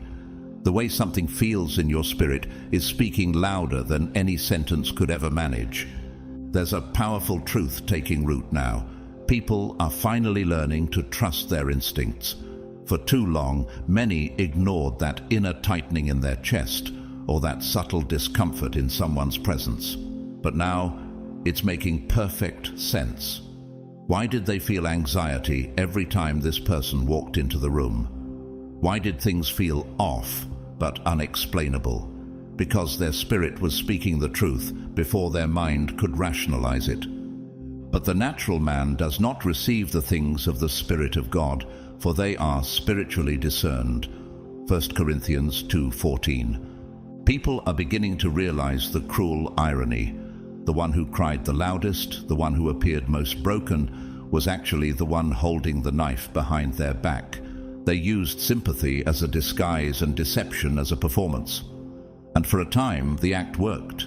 But truth has its own timing, and it has finally arrived. Have you seen how their stories no longer spark the reactions they once did? The eyes that once filled with concern now stare back blankly. The hugs they used to receive have turned into uncomfortable distance. Those who once provided them comfort are pulling away, not out of coldness, but clarity. They're seeing what they had missed, the emotional manipulation, the strategic timing of breakdowns, the obsessive control over narratives. It's all being exposed, just like Janet Jackson, who for years was quietly blamed and blacklisted after the infamous Super Bowl incident, while others avoided accountability. Public opinion painted her with shame, but over time people began to question, why was she the only one left holding the consequences? Slowly, the truth began to surface, and the collective perception shifted. Her grace in silence became her greatest vindication, just like yours. For nothing is hidden that will not be made manifest, nor is anything secret that will not be known and come to light. Luke 8:17. And while they unravel, you remain still, but not stagnant. Your silence is not emptiness, it is divine posture. You don't need to justify, clarify, or retaliate. Your quiet carries a weight that their noise never will. Isn't it incredible how your stillness is louder than their struggle? While they scramble to preserve the illusion, you move forward, gracefully, purposefully, and untouched. They are cracking under the pressure of their own facade. Their disintegration is noisy, but your peace is deafening. People are noticing. The contrast is impossible to ignore. You are not reacting, you are rising. You're not participating in their chaos. You're walking in your calling. The Lord will fight for you. You need only to be still. Exodus 14:14. Just like Anthony Bourdain, who once said very little about the demons he fought, yet carried the weight of a truth few could comprehend. After his death, people began to question the environments he had moved through, the toxic systems he quietly resisted, and the ways in which he tried to shift the narrative through his own journey. His silence, in retrospect, wasn't weakness, it was resistance. You too resist with peace, not war. Do you realize how powerful that is? You're not reacting to their downfall, you're observing it. You're not contributing to their chaos, you're exposing it through your endurance. And the more desperate they become to hold on to the mask, the more fragile it becomes. Isn't it fascinating how, the longer someone clings to falsehood, the more obvious it becomes to everyone watching? Let your eyes look directly forward, and your gaze be straight before you. Proverbs 4:25. The mask is falling, and this time, no one is going to pick it back up for them. Their performance once captivated a crowd, but the curtain has lifted. Now people are watching with sharper eyes and more awakened hearts. They are reviewing moments they once dismissed, questioning details they once accepted, and connecting dots they were once afraid to see. Think about Benedict Cumberbatch, who portrayed Alan Turing in The Imitation Game, a man whose genius was denied, silenced, and criminalized by society, only for the world to later uncover the brutal injustice of it all. The one who was punished turned out to be the one who had saved millions. Time revealed what false narratives tried to bury. Likewise, time is now revealing you and revealing them. The righteous will shine like the sun in the kingdom of their Father. Matthew 13:43. Chosen one, your restraint is not missed, it is remembered. Your grace is not ignored, it is studied. You've proven that justice doesn't always require noise. Sometimes it only requires presence. And the more they try to hold on to control, the more they lose it. You were never meant to battle them. You were meant to outlast them. So stand firm. Let them feel the weight of exposure. Let the questions rise in the minds of those who once blindly believed. Let time do its work. Your job is not to explain what's happening. Your job is to continue glowing. Because while they desperately try to rewrite the past, you are busy stepping into the future. And chosen one, you're not just surviving the truth, you are becoming it. Chosen one, did you ever sense it? Their desire to become you, not to walk beside you, not to honor what you carry, but to possess it. They didn't admire you, they wanted to absorb you. Why would someone study your every move? Not to learn, but to replace. Why would they copy your voice, your routines, your light? Not from reverence, but from obsession. It wasn't your possessions they envied, it was your essence. It was the unshakable calm in your spirit, the authority in your silence, the power you carry without demanding attention. They thought that by staying close to you, your greatness might somehow rub off on them. They assumed that proximity could be substituted for purpose. But chosen one, you already know. Divine identity cannot be borrowed. Energy cannot be counterfeited. Each one should test their own actions. Then they can take pride in themselves alone, without comparing themselves to someone else. Galatians 6:4. They didn't want to do the inner work. They weren't interested in the path that formed you. They just wanted the rewards. So they studied you, mimicked your gestures, rehearsed your language, slipped into your circles, clung to your connections. And for a while, it almost worked. They convinced some people. They performed well. They even tried to rewrite your place in the minds of others. Have you noticed how imitation can look convincing until life demands substance? They duplicated everything they could, your image, your rhythm, your words, but what they could never imitate was your spirit. Because what they were chasing wasn't built through shortcuts, it was built through fire.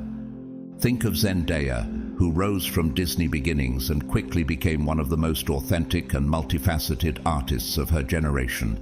Many tried to box her in, mimic her style, or claim her uniqueness as a trend. But no one could replicate the essence of her soul. Why? Because she never borrowed her identity. She built it like you. For we are God's masterpiece. He has created us anew in Christ Jesus, so we can do the good things He planned for us long ago. Ephesians 2:10. They wanted your shine, but none of your shadows. They envied your courage, but rejected the pain that shaped it. They loved how others were drawn to you, but loathed the sacrifices that bought that wisdom. So they copied your light, never realizing it was forged in darkness. And now, the glow is dimming, the mask is falling, and the truth is standing in the middle of the room, loud and undeniable. They are not you. They never were, and they never will be. The energy has shifted. What once felt like admiration now feels like a hollow echo. The thief comes only to steal and kill and destroy. I have come that they may have life and have it to the full. John 10:10. They tried to steal your spiritual blueprint while bypassing the cost. But when you wear another person's skin, you lose your own. Their emotional state is unraveling. Their energy is inconsistent. Spiritually, they are in debt, because what they claimed was never theirs to carry. Isn't it strange how quickly imitation collapses under pressure? The very identity they tried to craft using your fragments is now caving in, because it was never built on truth, it was built on performance. And no performance can sustain what only authenticity can birth. Just like Noah Centineo, who skyrocketed to fame but later stepped back from public obsession to preserve his integrity and voice. People tried to define him, some even tried to duplicate his energy, but he chose quiet refinement over public validation, just like you. And the world is finally beginning to see the depth behind the exterior. While they crumble from pretending, you are still standing, not because it was easy, but because you were real. While they rehearsed being you, you were becoming more of who you were meant to be. That's the part they'll never understand. You didn't wear your identity, you embodied it. Let love be genuine. Abhor what is evil. Hold fast to what is good. Romans 12:9. And now, stripped of the illusion, they're left with a truth they tried to bury. You cannot duplicate favor. You cannot forge divine timing. You cannot rehearse purpose. And so the illusion falls. The act is over. And what remains is you, whole, refined, and unmistakably chosen. Look at Michaela Cole, creator of I May Destroy You. She turned down multi-million-dollar deals because they required her to give up ownership of her story. She chose authenticity over fame, and in doing so, she created something no one else could. The world took notice, but more importantly, the world respected her. That's what happens when you own your identity instead of copying someone else's. That's what you're doing now. So, chosen one, stand tall. The world is watching the collapse of imitation and the rise of the original. You don't need to say a word. Your presence speaks volumes. You are not a trend. You are a blueprint. And no matter how closely someone watches, studies, or imitates, you were never made to be replaced. Chosen one, do you understand the power of your silence? Their attempts to become you didn't end in defeat. They ended in obsession. And when they failed to clone your essence, when they realized your identity was uncopyable, their mission shifted. It was no longer about imitation, it became about elimination. But why would someone so fixated on becoming you also seek to destroy you? Because what they couldn't possess, they believed they had to erase. They began their assault quietly, spreading rumors in back rooms, planting seeds of doubt in the minds of others, working behind the scenes to dismantle the very foundation you spent years building. But they forgot one crucial truth. Your life is not built on the applause of man. It is built on the unshakable truth of God, and truth does not collapse when lies scream. The Lord is my rock, my fortress, and my deliverer, in whom I take refuge. Psalm 18, verse 2. Have you noticed how everything they touched began to fall apart? Their carefully crafted persona is crumbling. Their energy is off balance. They can't maintain the identity they forged using the scraps of your story. And now, the very essence they tried to steal has turned its back on them. They are spiritually empty, internally fragmented, and emotionally unstable. Why does every reminder of your presence trigger their downfall? Because your rise serves as proof that what they tried to build was never real. You never fought them. You never stooped to their level. You never retaliated. And that chosen one is what burns the most. They were waiting for you to lose control, hoping you'd collapse, scream, or plead. But instead, you elevated. Do not be overcome by evil, but overcome evil with good. Romans 12:21. Like Brie Larson, who faced harsh public criticism and false narratives after her Oscar win, you remained composed while others tried to tear you down. She didn't fight back in interviews or lash out online. She simply kept working, kept creating, kept growing. And eventually, the lies lost momentum. Your strength, like hers, is found in your refusal to entertain chaos. Isn't it incredible how your absence now speaks louder than any defense ever could? They thought your silence would weaken you. Instead, it became your weapon. You didn't beg to be heard. You walked away, and in doing so, you created a silence so thunderous that it demanded reflection from everyone who once refused to see. And now, as the dust settles, people are beginning to remember. They are recalling moments that didn't sit right, conversations that felt off, the sudden shifts, the forced smiles, the overly dramatic stories. They're beginning to realize that what they once labeled as drama was actually a deliberate, strategic attack on you. The mouths of the righteous utter wisdom, and their tongues speak what is just.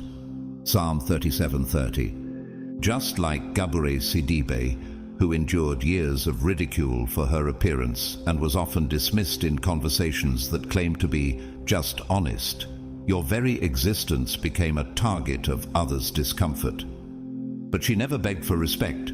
She demanded it by living fully and unapologetically. Today, she stands as a voice of resilience and brilliance. You walk the same path. People are now reviewing their own complicity. Have you noticed how uncomfortable silence gets when the truth starts to rise? Those who stood by while lies were told, who laughed along or chose neutrality, are beginning to feel the weight of what they ignored. They remember nodding their heads when they should have asked questions. They remember choosing convenience over courage. And what changed their hearts? Your grace. Not your anger, not your revenge, not your bitterness, but the calm, deliberate power with which you rose above it all. That's what is making them rethink everything. Even fools are thought wise if they keep silent, and discerning if they hold their tongues. Proverbs 17:28. You didn't become a nervous wreck. You didn't fall into the trap. You chose peace over performance. What kind of strength does it take to let go instead of react? The kind that comes from knowing who you are in God. Your stillness wasn't passivity. It was divine strategy. Your silence wasn't weakness. It was thunder cloaked in humility. Look at Dev Patel, who was publicly overlooked and mocked early in his career despite enormous talent. He said little. He stayed focused. And now the world celebrates what they once dismissed. Like him, you didn't fight the lie. You became the truth. Now, chosen one, your silence is echoing in the hearts of those who used to watch you suffer and say nothing. The silence they used to ignore now haunts them, not because you're loud, but because your absence has made their conscience louder. And while they disintegrate, trapped in a cycle of their own deception, you are being remembered, revered, recalled in truth. The narrative is shifting, the fog is clearing, and the light that was once dimmed by distraction is now burning brighter than ever. Be still before the Lord and wait patiently for him. For those who are evil will be destroyed, but those who hope in the Lord will inherit the land. Psalm 37:7-9. You didn't ask for justice, you became it. Chosen one, have you noticed how the story is shifting? For so long you were cast as the problem. You were the target, the scapegoat, the misunderstood one. But now people are starting to ask the real question. If you were truly the issue, then why did your spirit always radiate peace? Why did your silence feel so composed while theirs felt so calculated? And here's what's fascinating. Some of them are circling back, but not with apologies on their lips, only with regret in their eyes. They're testing the waters, trying to gauge whether your heart is still open. But you can feel it, can't you? The energy has shifted. Not everyone deserves access again. Do not give dogs what is holy, and do not throw your pearls before pigs, lest they trample them underfoot and turn to attack you. Matthew 7:6. Still, the transformation is real. People are speaking up. Some are defending your name now in the very circles that once mocked it. Others are privately admitting they were wrong, not always about what they believed, but about what they failed to question. Your story, once dismissed, is now being recounted, reframed, and rectified. Isn't it remarkable how the truth always finds its way back to the surface? Just like Bindi Irwin, who spent years under public scrutiny for simply carrying her father's legacy, you're finally being seen for who you are, not through someone else's lens, but your own. And just like her, you never lashed out. You led with love, endurance, and quiet truth. Now, the world is catching up to your reality.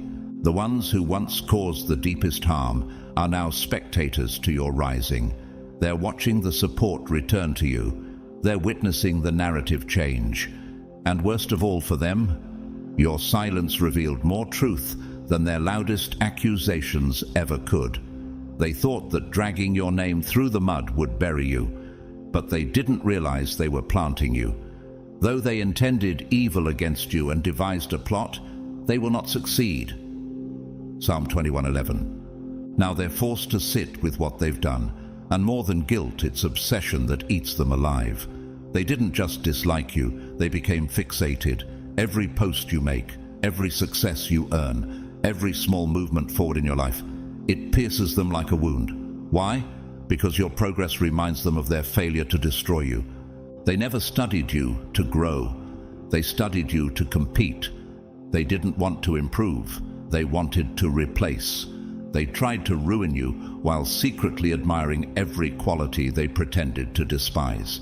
Isn't that the purest form of confusion? To covet what they claim to condemn. Look at Zaya Wade, who walked in her truth despite facing enormous public criticism. While others shouted and tried to define her, she stood firm in who she was becoming.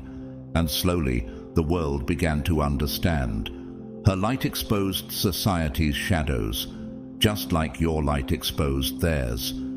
Let your light shine before others, that they may see your good deeds and glorify your Father in heaven.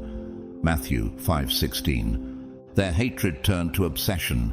Their jealousy became a disease. The more they realized they couldn't match your energy, the more violently they tried to extinguish it. But here's the divine irony. Hatred always poisons the host first. You didn't suffer. They did. You didn't collapse. They're the ones emotionally disintegrating. Now they sit in silence, filled with fear, embarrassment, and paranoia.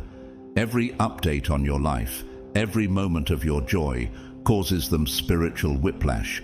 And yet, they can't stop watching. Why are they so fixated on someone they claim to despise? Because you've become the mirror they cannot avoid. You reflect back to them all that they are not, and all they'll never become. Like Amanda Gorman, the youngest inaugural poet in US history, who stood boldly with words that shook the world. Some tried to belittle her, twist her message, or question her presence, but her light was undeniable, and it reflected something greater than ego.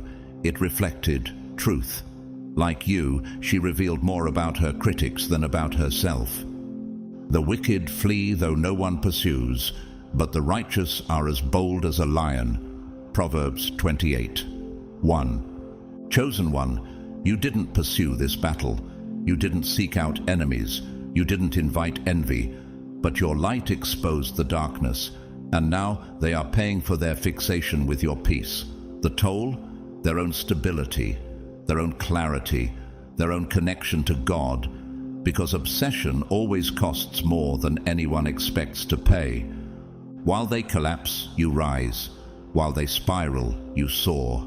You are the proof that grace is louder than gossip and authenticity is stronger than artifice. You've become a revelation in their lives, not because you tried to, but because you were chosen to, and the very light they resented is the one now revealing the shadows they tried to conceal. You prepare a table before me in the presence of my enemies. You anoint my head with oil. My cup overflows. Psalm 23:5.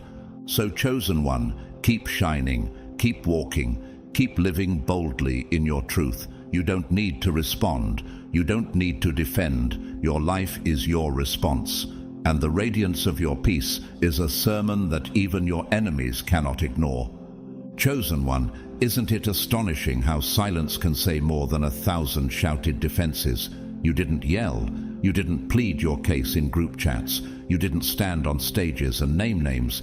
Instead, you chose something far more radical. You withdrew, quietly, gently, gracefully. And yet, somehow, that stillness became the loudest statement of all. How can someone say so much by saying nothing at all, while they were stirring chaos, scripting narratives, and trying to make noise loud enough to drown your name? You were doing something far more sacred. You were healing. You were realigning. You were stepping into the conversations that carried your name, not with gossip, but with awe and respect. Now, your name lingers, not in scandal, but in reverence. In repentance and rest is your salvation, in quietness and trust is your strength. Isaiah 30:15. The very people who once doubted you, questioned your actions, or dismissed your side of the story are starting to whisper something different. Maybe they weren't the villain after all. Why the shift? Because while they were collapsing beneath the weight of their own fabrications, you were rising, gracefully, silently, powerfully. Like Colin Kaepernick, who didn't scream back at critics or explain himself endlessly. Instead, he kneeled, and his silence became a global statement. Time proved him right, not because he fought with words, but because he stood firm in truth. So did you. The Lord will vindicate me. Your love, Lord, endures forever. Psalm 138:8. This is how the universe, how God himself, vindicates the blameless. Not with rage, but with recompense. And chosen one, the evidence is your life. Look around, your glow is undeniable. It's not just your career or your relationships. It's your peace. It's your very presence. You carry the marks of someone who survived without becoming bitter, and that kind of authenticity radiates. Have you noticed how your success is exposing more than any confrontation ever could?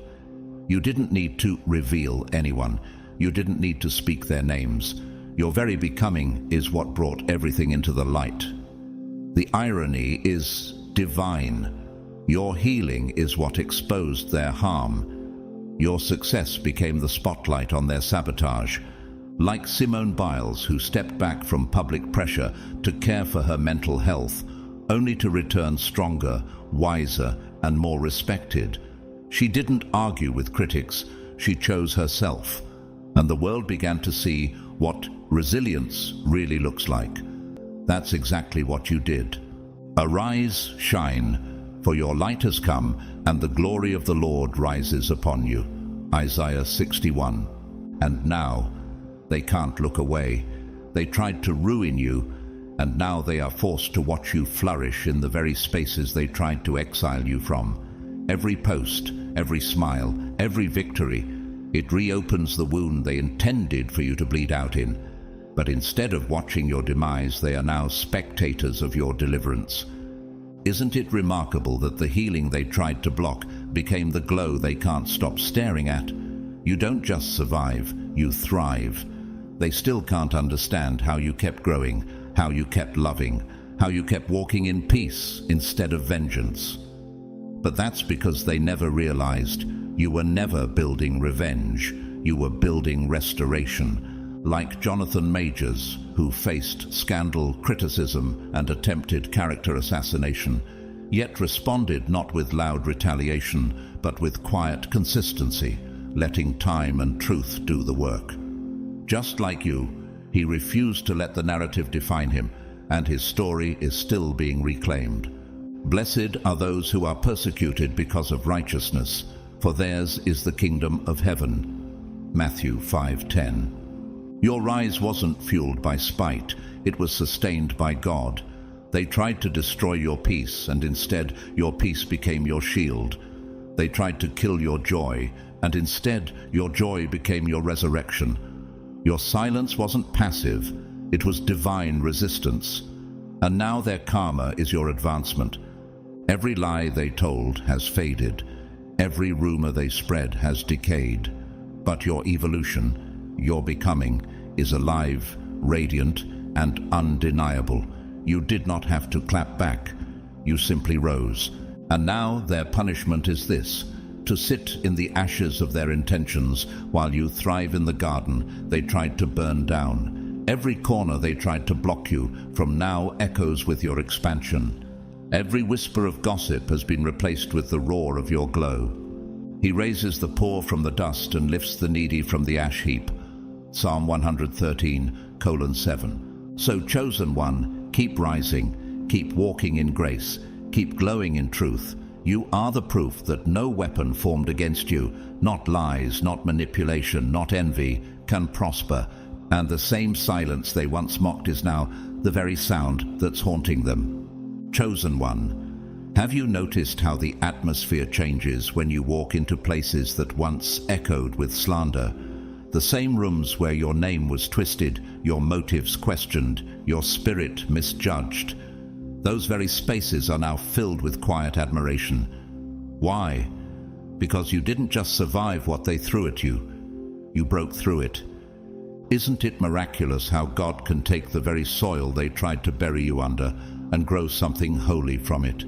You're not preoccupied with who still believes their version of the story. You don't have the time. You're too busy living a life that proves who you really are. You prepare a table before me in the presence of my enemies. You anoint my head with oil. My cup overflows. Psalm 23:5. They are obsessing over influence, perception, and trying to hold on to a narrative that's crumbling. Meanwhile, you don't need applause. You don't need validation. You don't even need to explain. Why? Because you are the evidence. Your peace is the testimony. Your joy is the verdict. Your life is the living proof of divine protection and restoration. Think of Dylan Mulvaney, whose journey through identity, public scrutiny, and backlash could have crushed her spirit, but instead she continued showing up authentically. Her presence alone became a form of protest, not through argument, but by being. Just like you, she became the evidence, not by defending herself, but by continuing